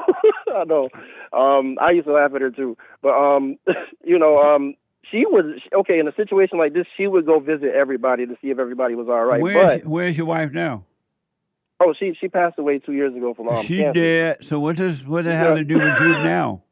I know. I you know what, Jesse? I honestly don't know what it has to do with me, but I feel like it does have some. You know what? Honestly, it's because of my son. Because I feel like maybe they feel like my son is related to them by blood. Like I feel like they have like some kind of say in matters. Does that make sense? No. Oh, all right. Okay, well. Why are you feeling that way? Because I know, like, me as his father, me and my wife created him. Like, I have ultimate say. So, like, So if you know that, why are you conflicted? Honestly, too, like, the other, like, maybe a week before the mom sent me an email, my wife's uncle on her father's side came over to my house basically like just super angry. Like, I mean, his nostrils were flaring and like he was just puffed up and I could tell he was angry. So I opened the door, which was a mistake. And long story short, he walked in and tried to guilt trip us because I told you it's a kind of a long story, but my wife's grandmother lives like 5 minutes down the road and I haven't seen her in 2 years. So he tried to guilt trip us into going to go visit the grandmother that lives 5 minutes down the road, which again, I just don't feel like I don't want to go. So it's a big long story, but basically, I don't know what to do. So I was just wondering if you had like any experience with that kind of situation, and if you could give me like some kind of advice on it. Yeah, I could give advice on that one. Okay, you want me to do like a counseling session with you then? No. I mean, you do a counseling session if you want, but all you got to do is stay out of your thoughts about anything and just live your life and move on with your life and don't give those people any thoughts at all. You're bringing all this conflict upon yourself because you're in your imagination. Yeah, you're right, man. You know what, too? Because I spoke with you 2 years ago, and I've been doing a silent prayer like every single day, every single night, and even like during the day whenever I remind myself to do it. So I've been doing it, and like I can see that like I start to think about them and all these other thoughts come in, but it's just like I guess like the feelings that the thoughts are generating are so strong. It's like, it's almost like the thoughts are like trying to make me go visit them. But I know a part of me, I don't want to visit. I just don't. The thoughts are trying to make you go, huh? That's what it feels like. So and I said, I know that. Why don't you give up then? Give up and go visit? No, give up thoughts. Oh, I know. Yeah, Well, I think part of it too is the house too, because like a part of me thinks that like if they Why know don't you where I give am, up thoughts? why don't I? Why don't you stop thinking? Look how much trouble it's getting you in. Yeah, I know. Why don't you, know, and stop thinking? Why don't you give up? I think that I think that if I don't stop thinking, I won't be alert. But you're not there's a alert part- while you're thinking. Look how crazy you are. You don't know if you should Right. go or you should stay. You don't want to go, but should you go? You're not alert. You're anything but alert. Right, I know. I sound crazy too. I'm sorry, man. So why don't you stop thinking so you could be alert? You're right. No, that yeah, was a you're right. question. Why don't I stop thinking so I can be more alert? Not more alert, because you're not alert. Why don't you stop thinking so you can be alert? I think part of it too is like I have my son, and we're always together because I'm lucky enough to work from home. So I'm also lucky enough to homeschool him properly. So I'm always alert. So I'm always listening to see if he You're needs not something. alert. So Why don't you stop thinking so you can be alert? that's a good question. I don't have an answer for that, honestly, Jesse. Because all of your confusion and uncertainties and all that coming from you thinking. You know that thing that trying to make you want to go or not go or make you feel guilty? That's because you're thinking. Why don't you stop thinking? Yeah, you're right. And What you would know happen if you stopped thinking? I'm hoping I would just feel better in my own house, honestly. Like I would just be able to be in my house with my son and we just be able to be there, just be here, just, What would be. happen if you stopped thinking? What would happen if I stopped? That's a good question. I can't believe I don't have an answer for that. Like I said, I don't know what would happen. I can only Why don't hope. you do it and see? Yeah, you're right. You're No, right, that was a Jesse. question. Why don't I do it and see? Yeah. Why don't you do it and see what happens? I feel like I've been doing that for the last 2 years because No, you've been thinking. Look how confused you are. Yeah. Why don't you do it and see what happens? All right, I'll do it. I'll start right now. I'll just stop thinking. How will you be confused if you're not thinking? Right, I couldn't be confused, so I wouldn't have anything to confuse me. And so why don't you stop thinking then? You got to think about teaching your son reading, writing, arithmetic. You got to think about running your business. You got to think about what you're going to have for dinner.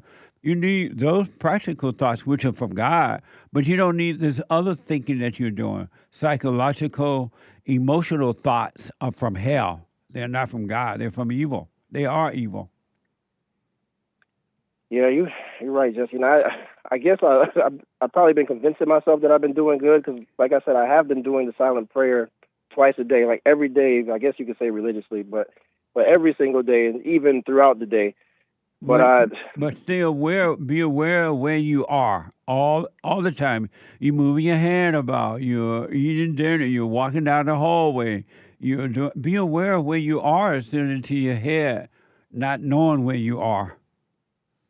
No, you're right. Yeah, you're right, Justin. I was trying to make it short, but I think part of it too is I just honestly don't want to be here anymore. Part of me just doesn't want to be in this house anymore. So I think. But if you didn't live in your head, you can live anywhere you want and be at perfect peace and have total control. Living in the house is not the problem. Living in your head is the problem. You're right too, Jesse. Because I do, I do remind myself that like this is just coming from you, man. Like whenever I find myself not wanting to be in the house, it's just coming from me. I know that too, but I guess I forget. But I guess it's because I'm thinking too much. So you guess. Well, it is because I'm thinking too much. It's because are you listening? You're in your head, man, and there's no light, there's no truth in thinking. No, you're right, Jesse. You're right. I'll just stop thinking. I'll do my best to stop thinking. I will do it. I won't do my best. I will stop thinking. Why don't you just observe what's been said in your mind and emotion rather than doing anything about it? Just be aware of it. Why don't you do it that way? You know what? I do that, and No, you don't. Sometimes. Sometimes what? Well, sometimes when I actually do turn off the TV and I sit there and I just stare into space and I just notice like what I'm feeling. Yes. And the room does get brighter. Yes. And like, you know, why don't you so I know practice that living that way all the time by always being right there with yourself? That seems like a lot of energy, Jesse. Like I'll be honest, man. Like just the times where I am able to sit there and just stare out into space. You don't want to stare out in space, man. You just want to be present where you are. Know where you are at all times. You don't need to stare out in space. What the? Well, okay, that's a good way to say it. Okay. Because like when you're staring out into space, you're just looking outward, right? You just kind of seeing what's in front of you. No, you're just doing what's in front of you to do. You're going to work. You're building your whatever. You're teaching your son. You're driving your car. You're being aware of where you are at all times and not lost in your head thinking about the past or the future, which doesn't exist. Because when you're in your head, you're one with evil. You're worshiping evil. Yeah, by giving it attention. Yeah. Yeah. It's enough to be you're right. aware of that by the light, but don't do anything about it. Yeah, it seemed like a lot of energy, Jesse. I'll be honest. Like what seemed like an energy? What do you mean? Like to be in the present moment for me, I guess I should say, it seems like a lot of. It takes like a lot of effort. Like I'm actually working to be in the present moment. Would you rather work on yourself to be in the light, or work on yourself to be in the darkness? What would you prefer? No, I want to be in the light. I wish I could be in the light 24/7. Like you can, if you wanted to. So you're saying I don't want to, really? Right. That's the only reason you're not there 24 hours a day. You don't want to. You love the darkness too. You but you love the darkness. And you hate the light because if you didn't love the darkness, if you love the light, you would stay in the light. Yeah, that's a good point. I didn't even think about it like that. Now, you know what? I listen to you like every other day and you say that, but I guess it's different when it's actually like applied to me. Like it's hard to see, I guess. But well, no, I'll stay in the light. I'll stay present, and I'll just watch these thoughts that keep trying to convince me to go visit everybody that I don't want to go see, that I have no reason to see at this point. I think, I think part of it is guilt too. But that's like I said, I don't want to take up too much of your time. But as I'm talking to you, like things are like kind of becoming clear. But that's a whole other thing I got to work on now, huh? When you say part of it is guilt, what do you mean? I don't know why, man, but a part of me feels guilty for not going to see them. Like, again, it's the thoughts now. I picture her grandmother by herself, just lonely, and then I feel weird. And then I'm like, okay, man, like her grandmother being lonely has nothing to do with you. That's her life. I know, Jesse. And I tell myself that too when I see that. But then still, like, it's like a part of me still like, nah. You got to go down there. That's her. That's grandma. I'm like, it's like I'm fighting, fighting with the thought to like not feel guilty. And what does guilt feel like? Bad. It just feels like I did something wrong. Like And why would you make yourself feel guilty? I wouldn't. If I had the choice, I wouldn't. I would not. I would just be me. Just be. And who are you? I honestly don't fully know that yet, but I know I'm like these feelings of guilt, like they don't feel like they come from me. Is like what I'm noticing as I've done the silent prayer. Who are you?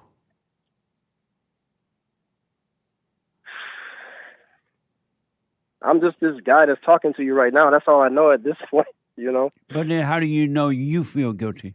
Who told you that you feel guilty? I guess I'm telling myself. I am like that. And And that's that I thought who that is telling who? Who are you?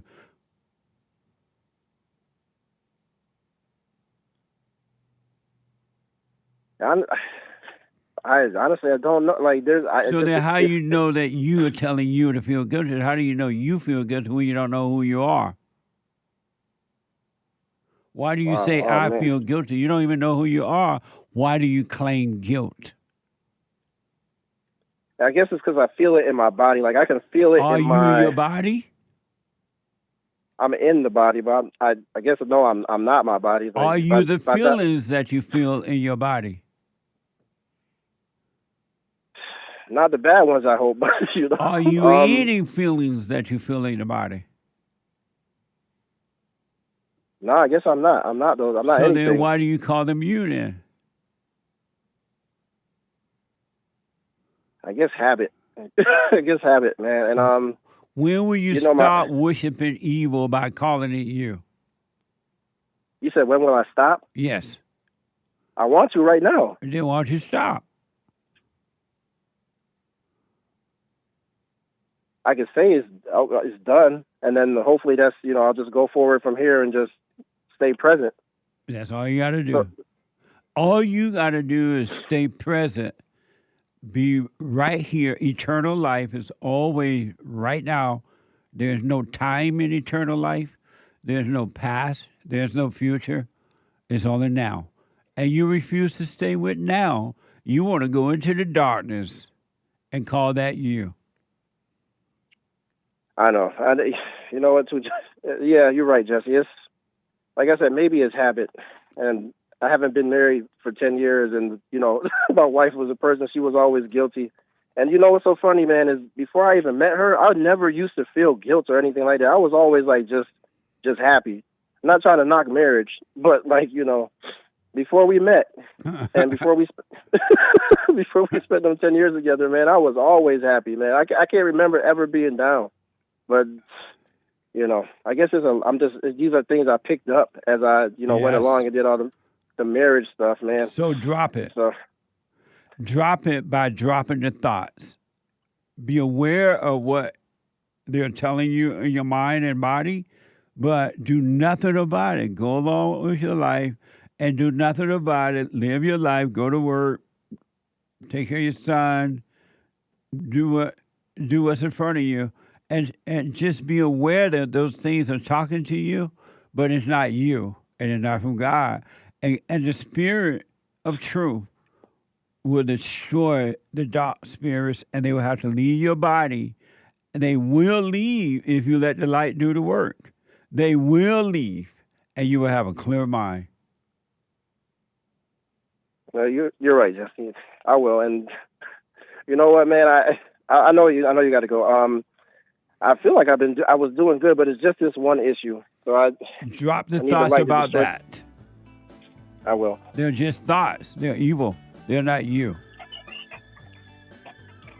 No, you're right. You're 100% right, Jesse, man. I appreciate you taking the time to talk with me too. You're welcome. All right, drop brother. the You have a thought good day. and be free, man. I will. I'm doing it right now. I'm stop thinking. I'll just stay present.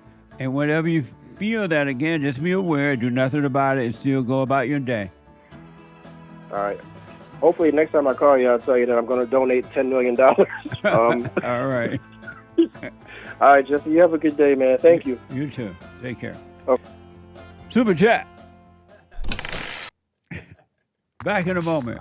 The news. I'll be back in a moment. See you, super chats and phone calls. I write about how the spirit of anger was taken away from me 29 years ago. I forgave my mother who tried to turn me away from my father, and I returned to my father, and through him, my father on earth, and through him, I was able to return to God. No man or woman can return to God unless you go through the Son.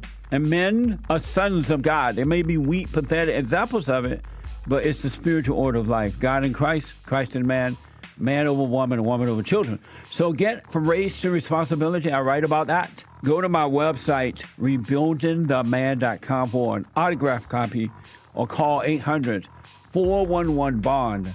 And donate to my nonprofit, Bond, the Brotherhood Organization of a New Destiny, We are rebuilding the family by rebuilding the man.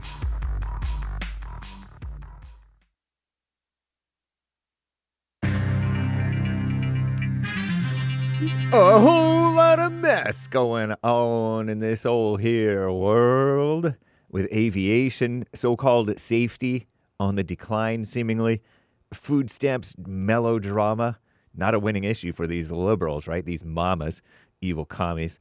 And then Michigan, did you hear about this Michigan FBI raid? And of course, the late, great Dick Cheney. He has died, gone too soon, at the tender age of 84 years old. The 46th vice president. A rhino anti-Trump guy, as JLP reminded us. Rest in peace. This is the end of hour 2 of the Jesse Lee Peterson Show. It is Country and Western Tuesday, the 4th of November, AD 2025. And let's see, there is one line open. You can call in right now. Like this if you're old, or like this if you're young. 888-77-JESSE, Jesse. That is 1-888-775-3773. For the last hour of the Jesse Lee Peterson Show this morning, the third hour coming up. And then after that, the Hake Report. And then after that, American Anchor Baby. Exciting. By the way, a men's forum to this Thursday in a couple of days here in the evening, 7 p.m. at Bond in Los Angeles, the first Thursday of the month, the 6th of November, 2025, rebuildingtheman.com/events. If you need more info to check the status, which it is confirmed if the Lord is willing and the creek doesn't rise. Commie Nonsense Network CNN reports as the U.S. government shutdown drags on, more so-called air traffic controllers working without pay, missing shifts, or taking on other side jobs to make ends meet. That's raised concerns among some travelers over whether it's safe to fly during the government shutdown, with aviation so-called workers facing stress that could potentially affect their job performance. Transportation Secretary Sean Duffy said some delays at U.S. airports are intentional to give controllers on duty more time to manage flights safely. And several, or at least a few, aviation experts say passenger safety is not being compromised. But travelers should plan for long waits, sometimes several hours. In recent days, staffing shortages and delays have been widespread in Chicago, Denver, Houston, and Newark. And the Trump administration, our greatest, said Monday food stamp recipients will only get half their typical benefits in November. For many, that assistance will likely be delayed. The U.S. Department of Agriculture stated in a court filing they'll only tap into the program's contingency fund, which doesn't have enough money to cover the enrollees' full allotments during the government shutdown. The agency said they will not use an additional pot of money to make up the difference for SNAP, Supplemental Nutrition Assistance Program. These freeloaders, nearly 42 million so-called Americans receive food stamps. Can you believe it? Providing households just over $350 a month on average, per the most recent USDA data. And 2 men, so-called men, face federal charges allegedly plotting an ISIS-inspired Halloween attack in the USA, possibly on the scale of 2015 Paris terror attacks that killed 130 people at least. FBI raid on a Halloween morning stunned neighbors in Dearborn, Michigan. Of course, Dearborn, the second safest city in the state, they call it. The suspects had multiple AR-15 rifles, tactical gear. I don't know if they actually pump action AR-15, anybody? Shout out. Tactical gear and detailed plan to carry by a shotgun, as Joe Biden said. To carry out an attack on American soil, so said Pam Bondi, the AG, on social media. Dearborn, home to the largest concentration of Arab, so-called Americans in the USA, frequently faced Islamophobic and hateful remarks. This is commie nonsense. Members of the community, including neighbors and attorneys for the suspects taken into custody, say they are skeptical about the allegations. But of course they are. Anyway, Dick Cheney died at 84. He had a series of heart attacks and lived many years with a heart transplant, 2012. I'm James Hake. Now back to JLP. Hour 3.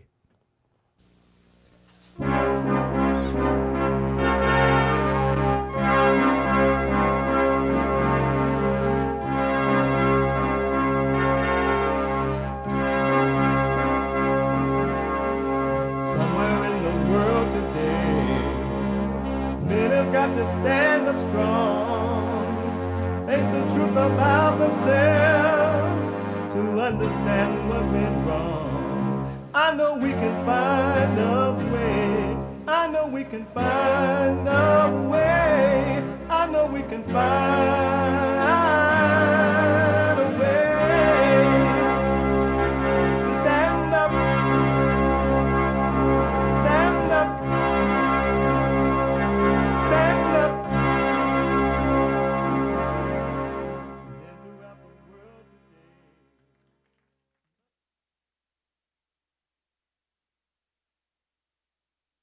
Uniting the races with truth instead of dividing them with lies.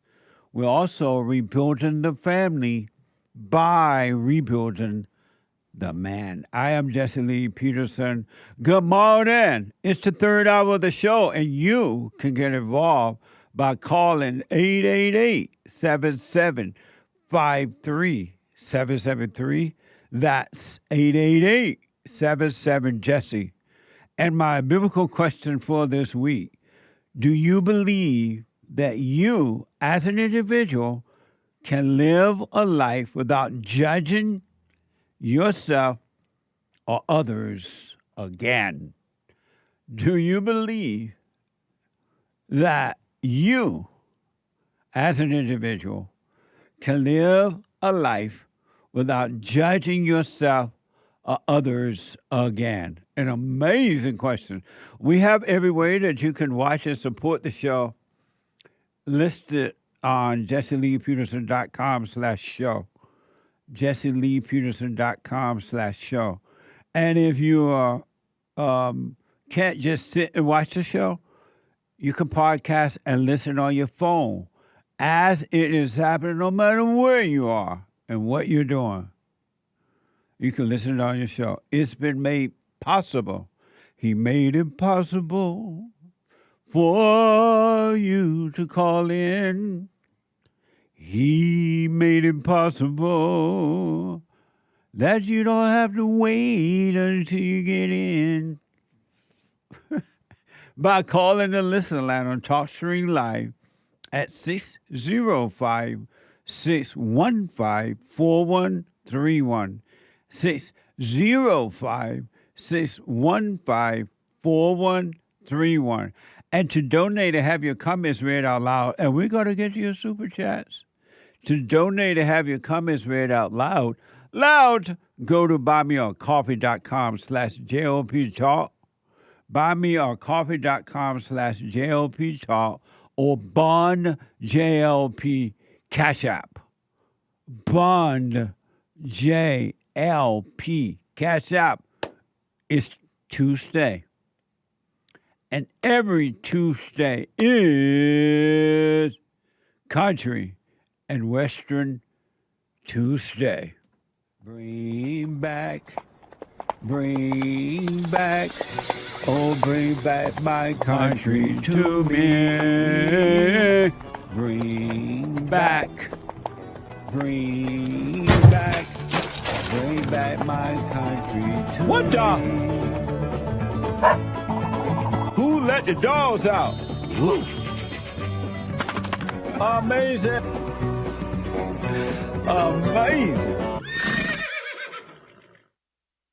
Okay. What the? I have one quick thing here I want to show you. And get your feedback on it if possible. I want to know. Have you ever seen the rain coming down on me? I want to know what you think about this. Really. What do you think about this? WBTV is reporting a Charlotte Mecklenburg police officer is under investigation after a video circulating online allegedly showed the officer struggling with a female student as police attempt to break up a fight. Watch this from WSOC-TV. I spoke with that West Charlotte high school student's mother not long after her daughter was released from the hospital, diagnosed, she says, with a concussion. He lifted her up like almost above his head and threw her down. And then she started having a seizure, and I don't know if he tased her. It looked like he tased her, and then he had his knee on her back, and he was trying to still put her in handcuffs. Channel 9 is not showing the moment that CMPD officer, working as a school resource officer, threw the student to the ground. It's hard to watch. You can hear her body smack the ground. The video shows the student stays on the ground and seemingly does not move. She was knocked out asleep when I got there. She was still unconscious? Mm-hmm. What was that like? It was scary. CMPD says this incident happened in the bus parking lot during dismissal on Friday. A fight with a large crowd broke out. Officers responded to that fight, and we're trying to separate parties. Deputy Chief Ryan Butler says that's when the officer is being placed on administrative leave pending the outcome of the investigation. I feel like he need to be held accountable for his actions, because my baby, she's only 100 pounds, and he didn't have to do her like that. My baby. So I want to know if it's true that these people fighting, the cops come and they have to do what they say and to stop it. What do you expect the cops to do? I want to know, what do you expect the cops to do? And what my baby doing fighting? Is my baby accountable for her action? My baby. Is she accountable for her action? I don't know what happened there. I wasn't there. But what do you expect the cops to do? And she said the cops should be accountable for that. How about my baby? Should my baby be accountable for fighting, if she was fighting? Really, I want to know. And last but not least, Fox News was reporting a Mexican mayor who was outspoken in his opposition to drug cartels and pushed for headline laws against trafficking was killed in a shooting at a Day of the Dead celebration this weekend. How do you celebrate the dead? Watch this from France 24 English. Carlos Manzo's funeral cortege proceeded under heavy police guard on Sunday. The mayor of Uruapan, a city of 350,000 people, was shot dead on Saturday night. He is pictured here a few minutes before his assassination, holding his son. Manzo was taking part in Day of the Dead celebrations, one of the most important Mexican holidays. The sound of firecrackers gave way to gunfire, which sent crowds scurrying. The mayor collapsed, having been hit. First responders tried in vain to revive him. Mexican President Claudia Sheinbaum paid tribute on social media. I condemn in the strongest possible terms the despicable assassination of the mayor of Uruapan, Carlos Manzo. Carlos Manzo was a fierce opponent of cartel violence which has plagued his home state of Michoacán in the west of the country. An investigation is underway to establish who ordered the killing. Amazing. Now you see why you need the great white hope. What a mess. May his soul rest in peace. The cartels did it, according to a report. How do you celebrate the Day of the Dead? How do you celebrate the dead? Let the dead bury the dead. How do you celebrate the dead? You go to the Mexicans do that every year. Uh-huh. Yes. Is that like White History Month? No. Oh. Is that like Juneteenth? Yes. It's like Juneteenth. I've been to the Day of the Dead type of thing. Oh, you have? Yeah, because I had... You were celebrating the dead. I guess you could say that. But I wasn't honoring any dead loved ones or whatever. You say you had a bunch of friends? You about to I say? had like friends from super Mexican friends. Like Oaxacan native indigenous level so-called friends. And we would go into, it's kind of like a Halloween celebration, except it's a mixture of like the pre-Columbus stuff when they were all worshiping witches and demons and things like that, mixed with Catholic. They being the Mexicans before they became Mexican. Oh. The Indians, the American Indians south of there. But how do you celebrate the day? You gone to the event, right? Yeah. And so what are they doing at the event to celebrate the dead? They sort of dress up for Halloween a little bit. Oh. But this was in L.A., right? Near like the Hollywood Forever graveyard. And then they have like taco trucks and it's like a carnival. Right? Right, Nick? You ever seen those skulls, Jesse? Yeah, they have skulls and they dress up with skulls and they have... What skulls? Sugar skulls and skulls. A skull is like a skeleton head. But have you ever seen them like this? All colorful? Oh, that's just you guys. Thank you. Yeah. That's them They celebrating? had a Day of the Dead thing in one of the James Bond movies recently. I actually had a Mexican friend tell me how this is fake holiday. Yeah, that it I'm doesn't sure. have roots like like you said, Columbus and all It's that. not before Columbus. That's like 20th century is pretty recent, right? Yes. That's not before Columbus. And Columbus is way before 20th century, right? I think they're mixing their witch doctor stuff, if you will. It seemed like it's witchy. With Catholic stuff. This Mexican friend told... Oh, sorry. No, that's it. This Mexican friend told me that in the modern age, post 20th century, the Mexicans tried to revive some sort of Mexican nationalism and made this Day of the Dead thing. So to make them feel like they had Aztec origins. So it is like Juneteenth, or might even be, or even more like that fake holiday from hell after Christmas, Kwanzaa. Oh, It's yeah. probably kind of like Kwanzaa. Those holidays are not necessary. Right. Those celebrations are not necessary. Kwanzaa, Day of the Dead, Right. and Juneteenth. Not necessary. Indeed. A waste of time. Unholy days. Not holly. My producer's saying he black. The only a beautiful Latin could tempt me to celebrate the Day of the Dead. What the? Latina. Only a beautiful Latina.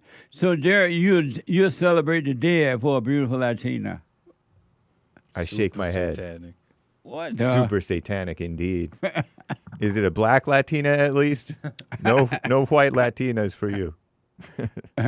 I interviewed a Latina on the Father's Day. Remember her? You've interviewed many. I don't remember. She was from Florida, I think. Something. But anyway, what do y'all think about all this? Man, so that Mexican mayor guy, he was talking tough on crime, which is to say the cartels. Right. So maybe the cartels assassinated him. I've heard that the female president, all of her opponents got killed or something like that. Do I have that story completely wrong? But a lot of assassinations happen down there in Mexico. Yeah, they do. And this now is it's why happening Trump here. is not playing around with the cartels in our country anymore. Yeah. Thank God for the Great White Hope.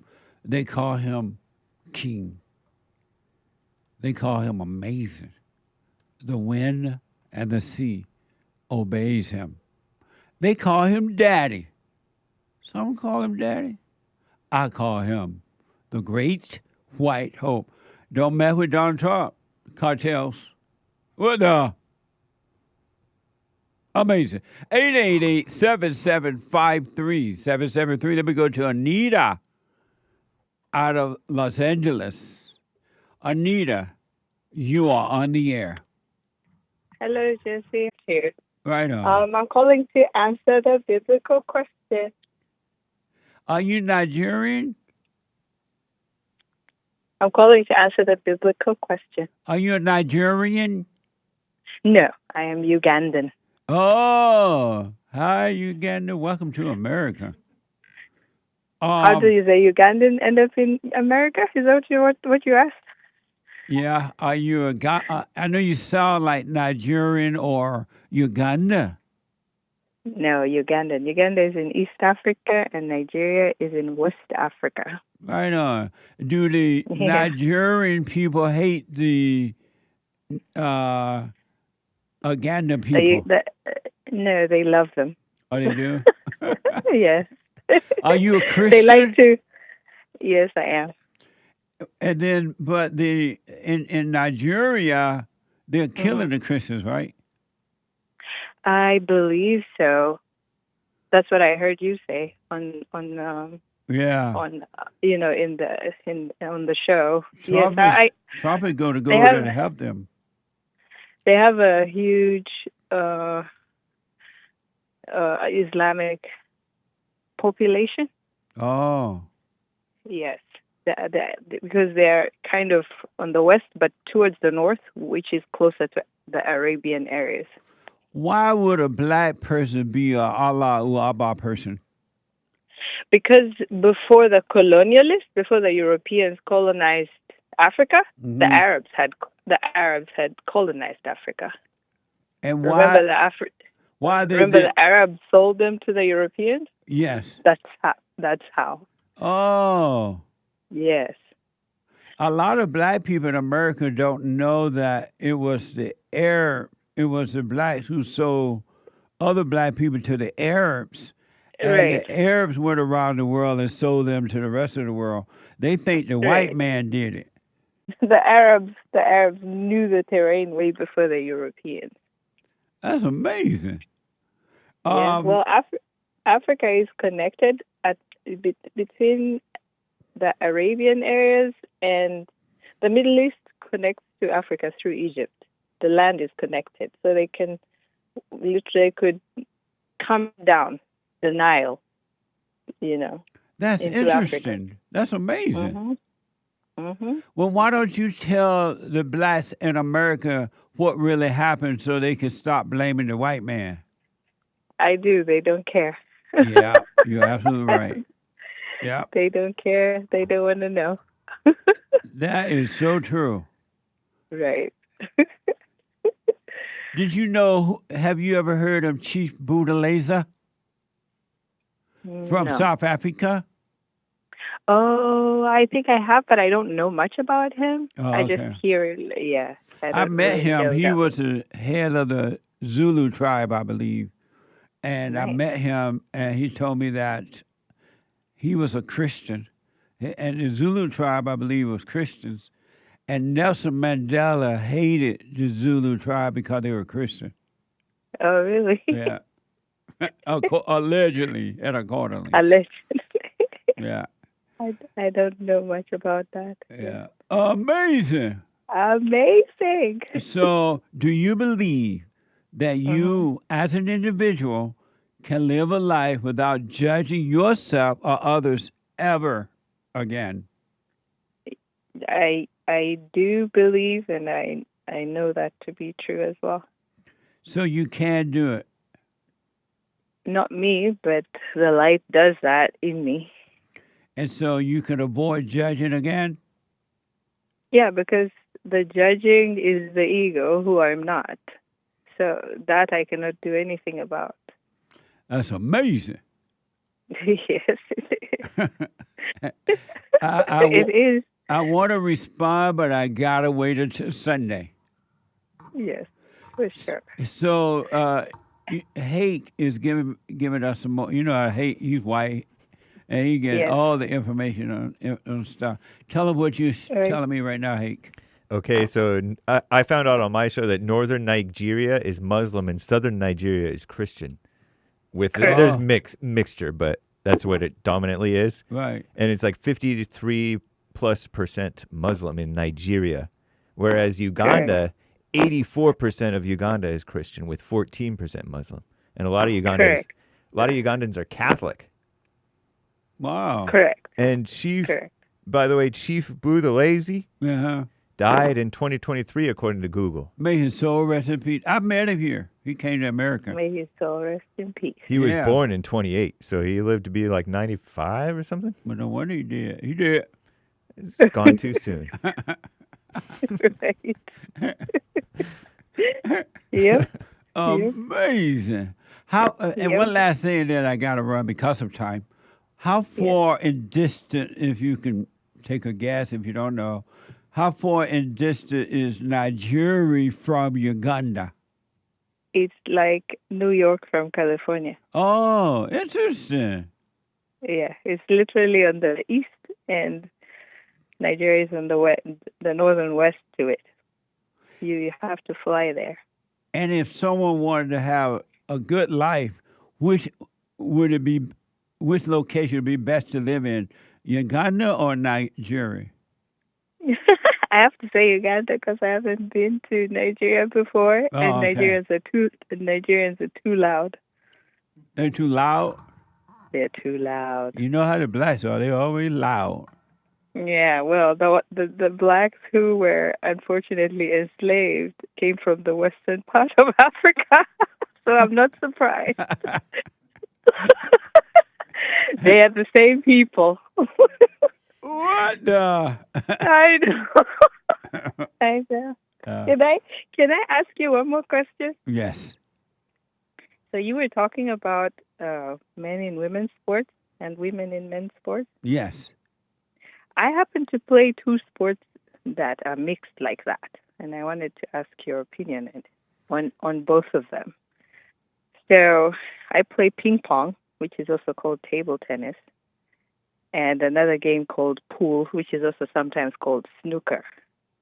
And I don't know whether it's a California thing. In my country, they used to separate the female league, if I may call it, from the male. Yes. But here, they don't. You even play with the kids, and they can beat you too.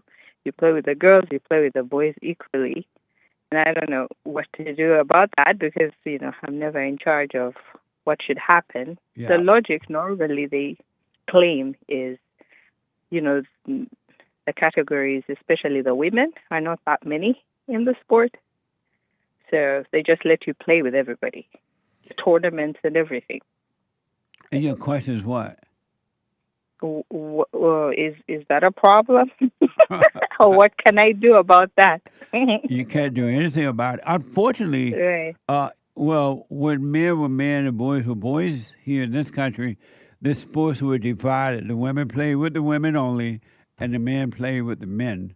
Unless they were out having family fun playing kind of sports, right? And it was so much better that way, too, because if you want to go watch a women's sport, it was fun.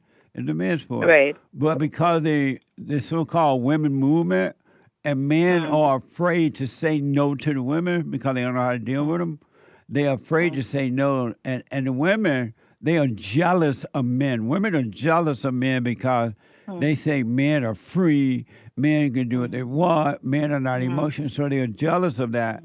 And they are trying to blend it all in so that they can make themselves or try to make themselves believe that they're equal to men. And the men are too weak today to stop that from happening. That's true. But if you want to play, you're your own world. If you want to play, you play with them. If not. Just don't judge them for being weak. Right. No, I really don't even have such an opinion. I just maybe it comes to mind because you talk about it, and I never really gave it thought. Like when I go to the club, I just play whoever is there. Right? Yeah, just play and have fun. And men, when they play with women in sport, they have to weaken themselves so that the woman can win, right? Or they'll feel bad by winning, so they weaken themselves. And the world don't care that men weaken themselves because men are created in God's image. And so they want to destroy the image of God, and they're trying to do that by destroying men. Right. Oh, a mess. Hi. So just enjoy your life and live your life and let the world go to hell. All right. In a handbasket. In a handbasket. Okay. Thank you, Anita. Thank you, Jesse. All right, I'll put my 2 cents in on Sunday with the biblical question. Okay, have a wonderful day. Thank you. You too. Bye. Bye now. Amazing. Calvin is out of Los Angeles. Calvin, you are on the air. Good morning, Jesse. Hey, Calvin. Hey, sorry I spaced for a second, but I was calling you because I've been silent praying, and when I do, it helps. I've been in and out of it, but lately I've been having trouble keeping track with it, and I think I've heard you say this. People say this before too, that they feel like they're not doing it right, or it's not going well, or they don't know how to do it correctly. But my main question was, if we could touch on that too, I'd appreciate it. I know you don't have a lot of time, but my main question was forgiveness. I live in a different state than my father. He lives all the way in Maryland, and I moved out to California, and I'm trying not to live with any regrets or anxiety, but it's having a hard time here. I'm 33 now, and I don't have a family or anything, and I'm just to myself whatever I think that is all the time. And my mother died when I was 16, and I don't really know how to go about forgiving her. And I forgave my father by calling and talking to him face to face, and I believe it went well, but I don't know if anything happened or anything changed. And now I just miss him more than ever, and I have this constant anxiety about him dying, and me not being around him. And I mean, I'm sure it's all me doing it to myself in a way, Jesse, but I was just calling to see if you could help out with that, or what you thought about that. And so your question for me is what? About forgiving a parent that has already died. Oh. How would you go about that? You know how right now, you know how you have all these different thoughts and feelings? Yes. And you don't want them, but you can't help yourself? Yes. Your mother has the same thing. It came from her, matter of fact. She had the same thing, and she couldn't help it. And then knowing that you can't help yourself would cause you to realize your mother couldn't help herself, and that would cause you to forgive her since you can't go to her. Just realize she did the best she could. She couldn't help herself. And she actually killed herself. And it was. So I'm not trying to vent to you, Jesse, or anything, but is there something in particular I should do to forgive her? Say it to myself, or no? Just realize. Just realize your mother couldn't help herself. She had conflict, the same conflicts and problems that you're having. She had the same thing. So just realize my mother couldn't help herself. I'm wrong for resenting her, and be done with it. All right. I mean, I thought I had, Jesse. I don't know. I guess that's why I was calling. I thought I'd be at peace with it, or it'd be okay. And what made you change your mind? I just fall in and out of it. I don't understand. I think I'm, and I want to not associate myself with any of these things. Why don't you stop doing that by stop thinking about those things? I guess I don't know how to stop thinking. By being aware of it and don't react to it at all. When those thoughts come, and if you don't catch the thoughts and you have the feeling that goes with it, anxiety or stress or worry or loneliness, just be aware of that. Do nothing about it. And the awareness is the light in you, and the light will destroy them for you. You can't do it of yourself. And don't call it you. Don't do anything about it. Don't communicate with them, but just be aware of them, and let the light fight your battle for you. All right. I guess. Thank you, Jesse. Does that help a little bit? Honestly, no. I was going to ask you about counseling services as well, if you still do that. I guess I need to call Bond. I've been going to your church as well. I live right around the corner. Oh, yeah. Call Bond after 9 a.m. or go to rebuildingtheman.com, and you can set up a counseling appointment. But, so yeah, do that if you have other private stuff you want to mention. But well, no, it's not, if you were to just stay present, where are you sitting or standing right now? I'm honestly laying. I feel embarrassed. I'm laying. I've been up since 6. How do you know you're laying right now? Well, because my body's laying down. How do you know? I thought I knew. But yeah, call the office for counseling session. All right. Live and Pews. Stretch off on Pews.net. I recommend. I invite you to download my silent prayer. And I want you to start doing it.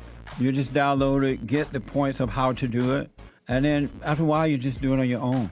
It's going to point you in the right direction that your life will be returned to you from God. He will give you your life back because anyone and all people who has anger, they're not themselves.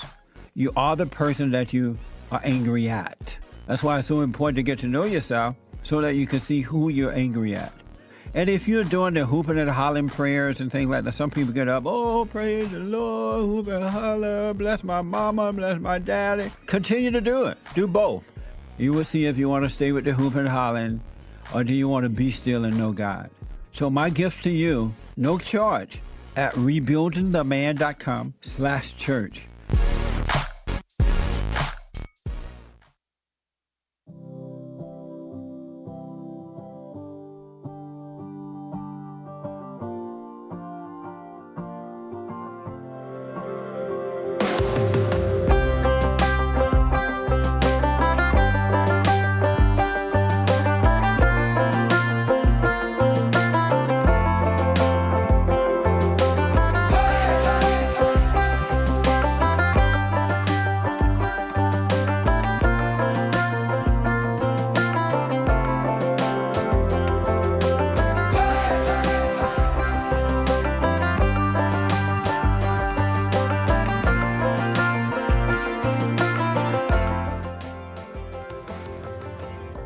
Okay, folks, welcome back. 888-77-JESSE. The Hake Report is coming up at the top of this hour. The Hake. And don't forget to hit like the videos. All right? Hit like. Everybody. The Hake Report is coming up. And right after the Hake Report, the American Anchor Baby at 11 a.m. Right after the Hake Report. .com. And a quick reminder of the men's forum this Thursday. It's the third. It's been an amazing year this year with the theme being staying present. Stay present. So the Hake Report, all right? And then the American Anchor Baby. And check out Punchy TV. Last week's episode was interesting. Punchy, PUNCHIE.TV. Punchy's TV. Check it out. It's amazing. Let me go to Ron out of Rhode Island. Ron, you are on the air. How are you, Jesse? It's been a long time since the last time I've called in. All is well, Ron. All is well. I've been a huge fan of the show for many years. Right. Since around before the first Trump term during the election. How is he doing now? In your opinion, how is the Great White Hope doing now? I think he's doing phenomenal. And so just a little example is, well, unfortunately, 3 years and 8 months ago, I was arrested and brought into federal prison for the exact same charges as Hunter Biden, which was I was trying to open a firearms store, but I had a substance abuse problem. And I was guilty of lying on my background checks about my substance abuse issue. Oh, man. And the BOP is so unbelievably evil and disgusting and inhumane. The segregation, abuse. I was with a lot of January 6 guys.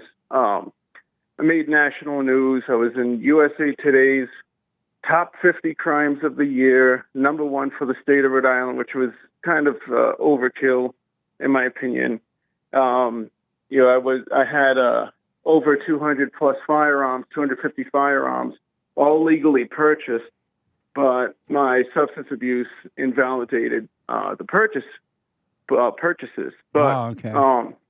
but the BOP, I had never been in trouble in my life, so I had never experienced anything like spending a night in jail or anything like that. How long were you in there? 3 years and 8 months on a 5-year, 3-month sentence. Oh, okay. and I was released early because of Trump's First Step Act, which is the greatest gift to the BOP at the moment. We were not receiving any adequate counseling, no medicine at all. What does BLP mean? What does that mean? The Bureau of Prisons, the Federal Bureau of Prisons. Oh, okay. All right. And they had thrown in the news that I was a right-wing Christian extremist. I had all my social media was loaded with awesome links to shows like yours, and my cousin Dan Bidandi was a reporter for InfoWars with Alex Jones. So they had been kind of watching me for other reasons, probably political reasons initially, but they got me for the substance abuse. So because of time, how are you now? I'm doing great. This is my, I think I'm on day 11 of freedom. Oh, you just been out of jail for 11 days? Yeah, and I immediately started plugging in back into the show because I love the show, and back with my children and my wife. Oh, good, man. And the entire time I was showing people from Rage of Responsibility. I had my wife send in the books. I was sharing them with everyone. I was doing the silent prayer frequently. I had to find peace with myself and total solitude. I was with a lot of January 6th guys. They had sent me from Wyatt in Rhode Island to MDC Brooklyn, which was a nightmare. Philly, and then ultimately Petersburg, for low security, because it wasn't a violent crime or anything like that. How old are you? I just I turned 41 this past summer. Oh, okay. And how old are your kids, if you don't mind? Sure, I got 14-year-old and twins that are 9, Alpha and Omega. And my wife, Jennifer. How did they handle you being in prison? Oh, man. So a lot of scripture, a lot of spiritual communication. They had a difficult time with it. They were temporarily removed from the household for I think 8 or 9 months. Wow. At the beginning because, they kind of looked at my wife and I as Christians, the conservatives. So we were odd to, I'm in a very liberal state. So they kind of, we were so pro-family and wanting to rebuild our family immediately. So it was difficult, but the kids are fine now. They're loving it that I'm home. They watch the show with us. I listen to the show all the time. Amazing. It's the greatest gift, to us. You keeping the show running. It's the first thing I wanted to make sure because we don't have the internet in federal prisons, no internet and no access to information. That's amazing.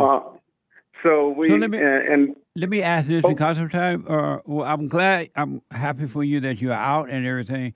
When you were in prison, how did you handle it psychologically and emotionally?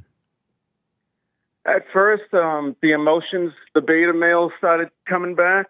The emotions, the questions, the freaking out and everything. And then I just had to remind myself, be an alpha male about this. Yeah. Be strong, be calm.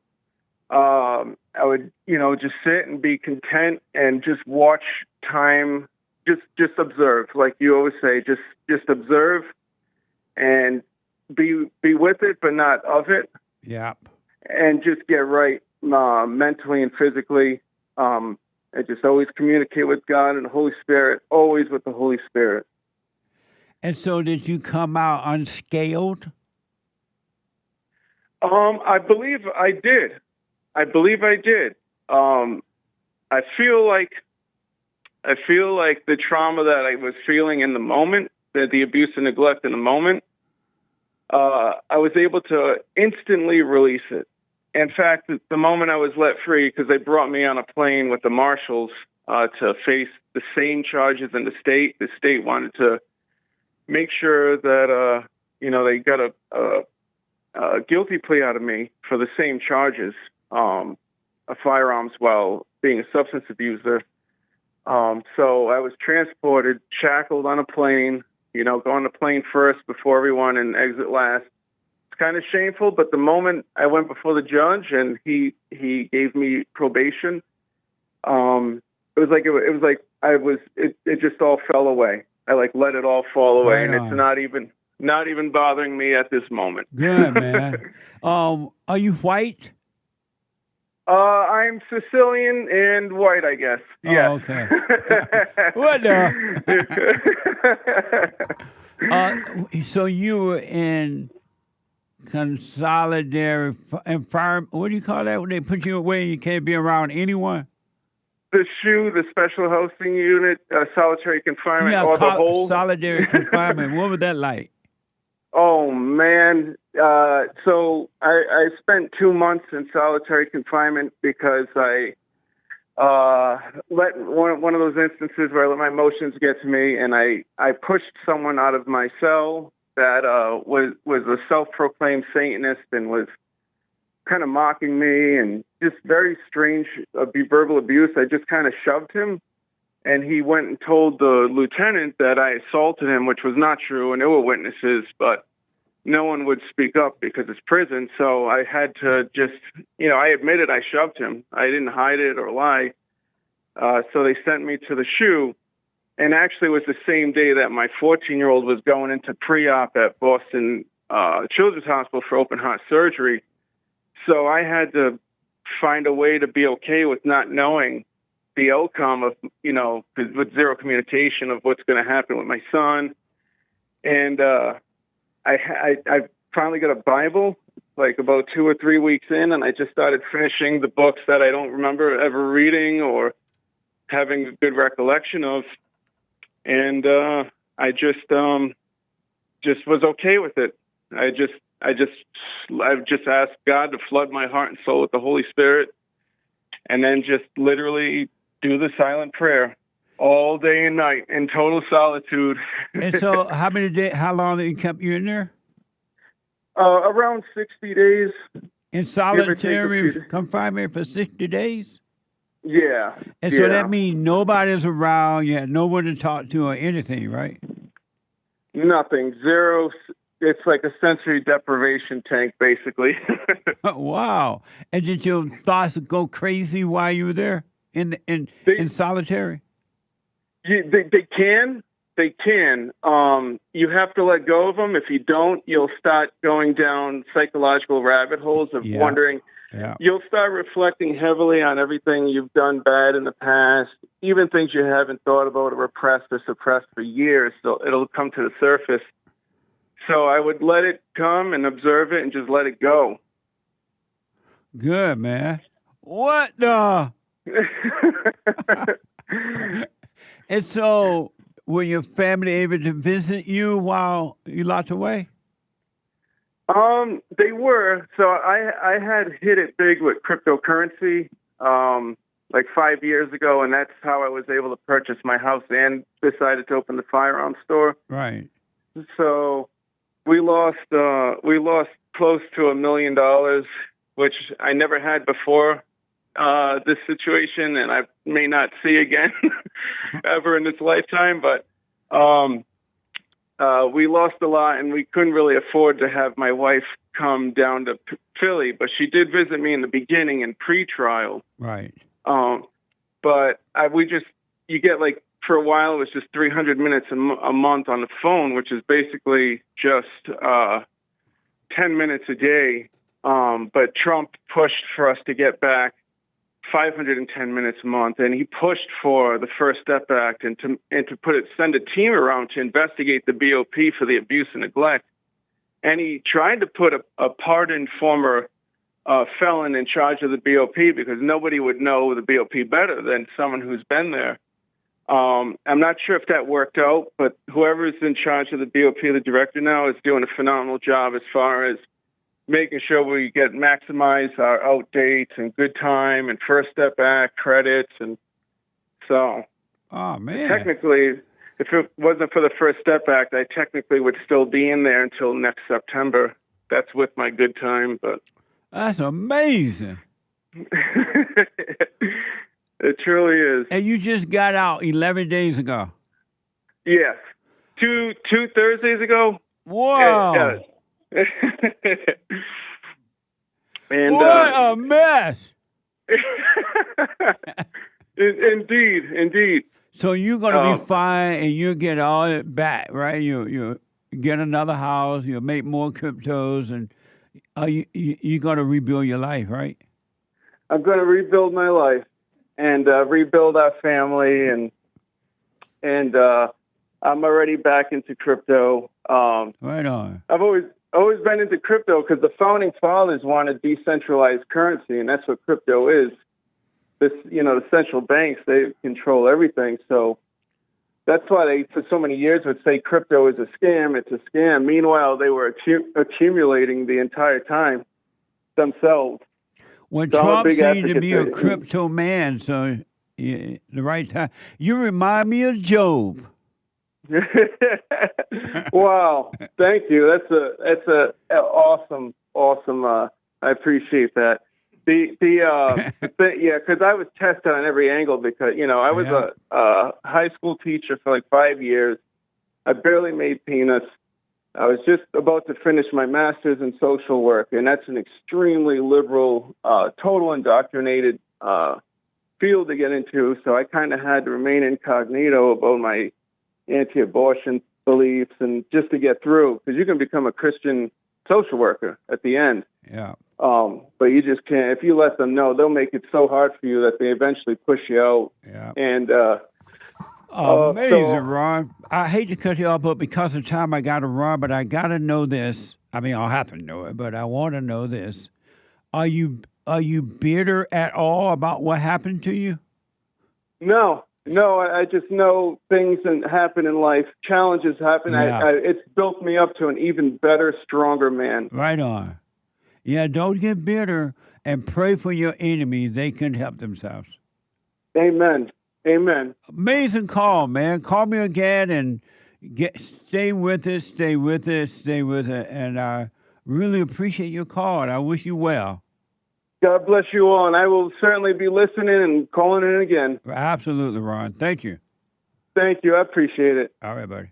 That's amazing. Super chat. Super chats. That's amazing with him, huh? Indeed it is. Steve, finishing up his 40 coffees, is talking about the last 6 years, how his life's changed, forgiving his mother and father, praying without ceasing, morning and night, remaining conscious. The Father has guided me so much, moment to moment, restored my life in ways I can't express. Of all the things I've learned from your radio show, fellowship, experts, shout out Hake, Nick, Derek, DERRICK. The biggest thing that's helped me is dropping my morals and values assignment. Yeah. It's ironically brought the biggest change spiritually in my life. Now everything I do comes from the Spirit rather than my own mind. Thank you for everything. God bless you and the rest of Bond. Continue to help men and women grown in spirit and truth, says Steve. That's deep, Steve. Stay with it. And you haven't seen anything yet. And I love the fact that you drop your morals and values. If you want true morals and values, folks, you got to drop the ones you have because they ain't working. And you'll get real ones. Because the ones you have are just illusions. They don't work for me and nobody. Drop them. Amazing. Thank you. And stay with it. And thank you for your support. Josiah said, having hard times in this crazy town, having hard times. There's no love to be found. Man, this Baby Huey song is deep. What the? I don't know that song. I don't either. Otherwise, I would have sung it. Yeah. Amazing. Thank you. Old Salty Dog gifted the can on pilled.net. Cheers, Jesse. Thank you, old salty dog. Eric. Who let the dogs out? Thank you. 5 from Eric. Musical notes. There's a break in the system. There's a crack in the seam. Just a little bit of fallout. I'm stuck in a dream. Say what you're gonna do now when you can't let go. 'Cause my mind's always running from the radio. Musical notes emoji. I like that song. Jon Parfitt. Yeah. Bright Lights. That's an amazing song. Indeed. Thank you. And Jesse, Jesus overcame evil with the spoken truth. He didn't just observe evil. He took authority over the devil, evil thoughts in the wilderness, overcame by speaking what is true. Why do you suggest we can overcome evil just by observing it? Good question. Jesus was able to overcome evil with good. He was guided by the spirit of truth inside of him. And that same spirit, if you open yourself up and invite it in, he will come and he will make a home in you and he will destroy evil as well. But you need the spirit of truth. You need the light. That's what Jesus had, and you can have it too. Amazing. Thank you. And he went longer, but I kept it pithy for him. And Keep it pithy. And he gave a Revelation 12:11. It says, "In heat." Thank you, sir. Thank you. Charlotte, hey, Jesse, how much you willing to bet the lady kicked out of the gym for reporting that guy in the women's locker room voted for Gavin Newsom and Karen Bass, who support women in the men's or men in the women's locker rooms?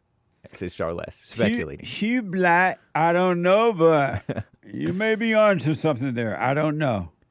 5 from Eric.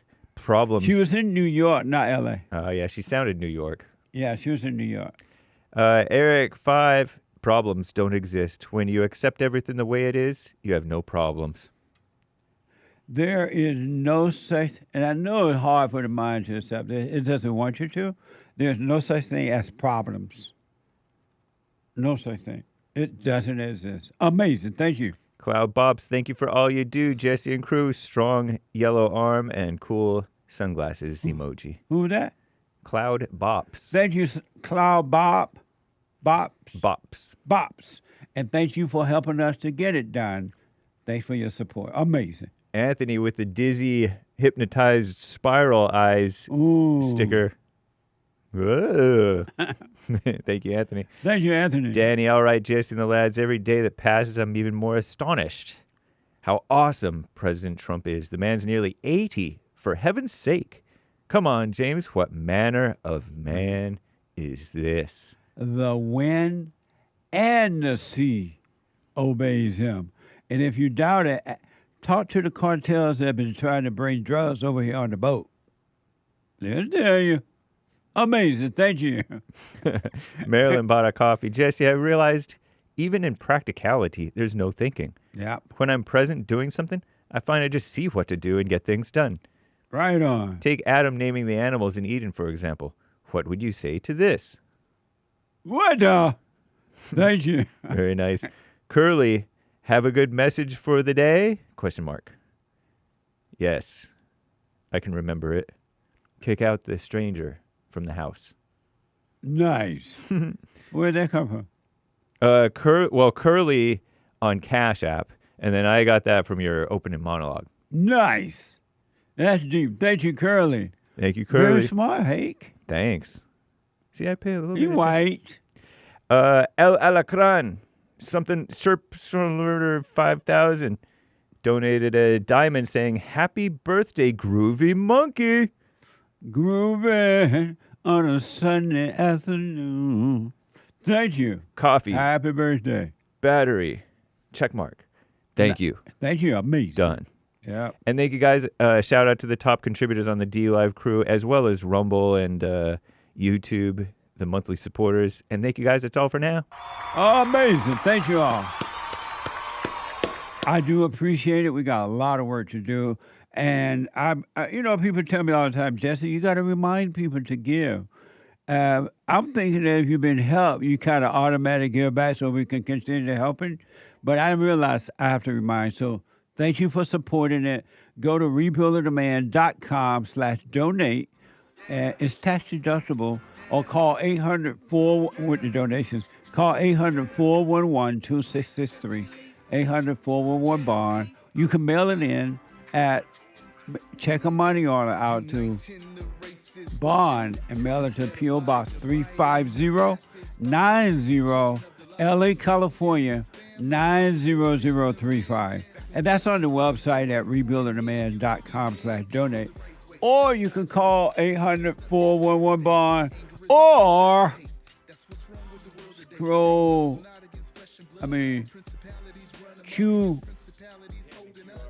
What? Scan the QR code. Scan the QR code. You can take a screenshot and then tap on it, and it'll have like a yellow. If you're an iPhone user, it have like a yellow website thing that you can click on, and it'll go to it. That's right. And thank you for your support. We got a lot of work to do. I do appreciate it.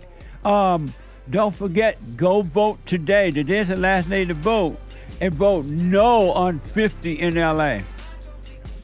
In California, I mean. In California. Vote no on 50 in California. The Democrats trying to take over. They want more representation, so they're trying to take over the land because they are trying to get back in power. Not out of love. It's about greed. It's about ego. So vote no on 50 in California. No! Say it loud. No on 50 in California. The Democrats have already destroyed California. They want to continue. So don't fall for Gavin Newsom's little slick lies. All right? Okay, Rick out of Hampton, Virginia. Another caller that'll drop. I'm out of time. Get on that straight and narrow. Stay present. Out of your head with the darkness. Let that go. Give up on that. Stay present. You can't go wrong.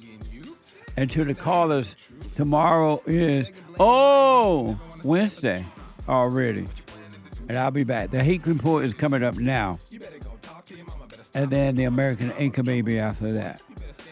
I got to go and tape some Fallen State new episodes right now. What the? Tomorrow is Black Excellence Day. It's not on Friday anymore. It's going to be on Wednesday. Friday is Open Line Friday. And I don't want anything to get in the way. But we love the blacks. So tomorrow is Black Excellence Day. Isn't that amazing? I can't wait. Bye, y'all.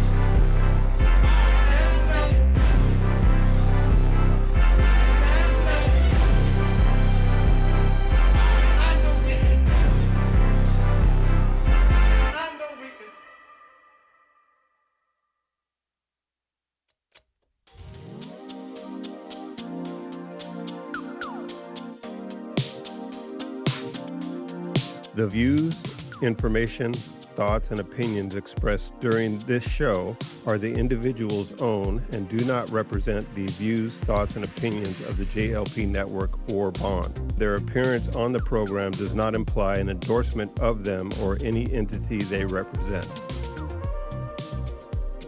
The material and information presented here is for general information purposes only. The JLP Network and Bond name and all forms and abbreviations are the property of its owner, and its use does not imply endorsement of or opposition to any specific organization, product, or service.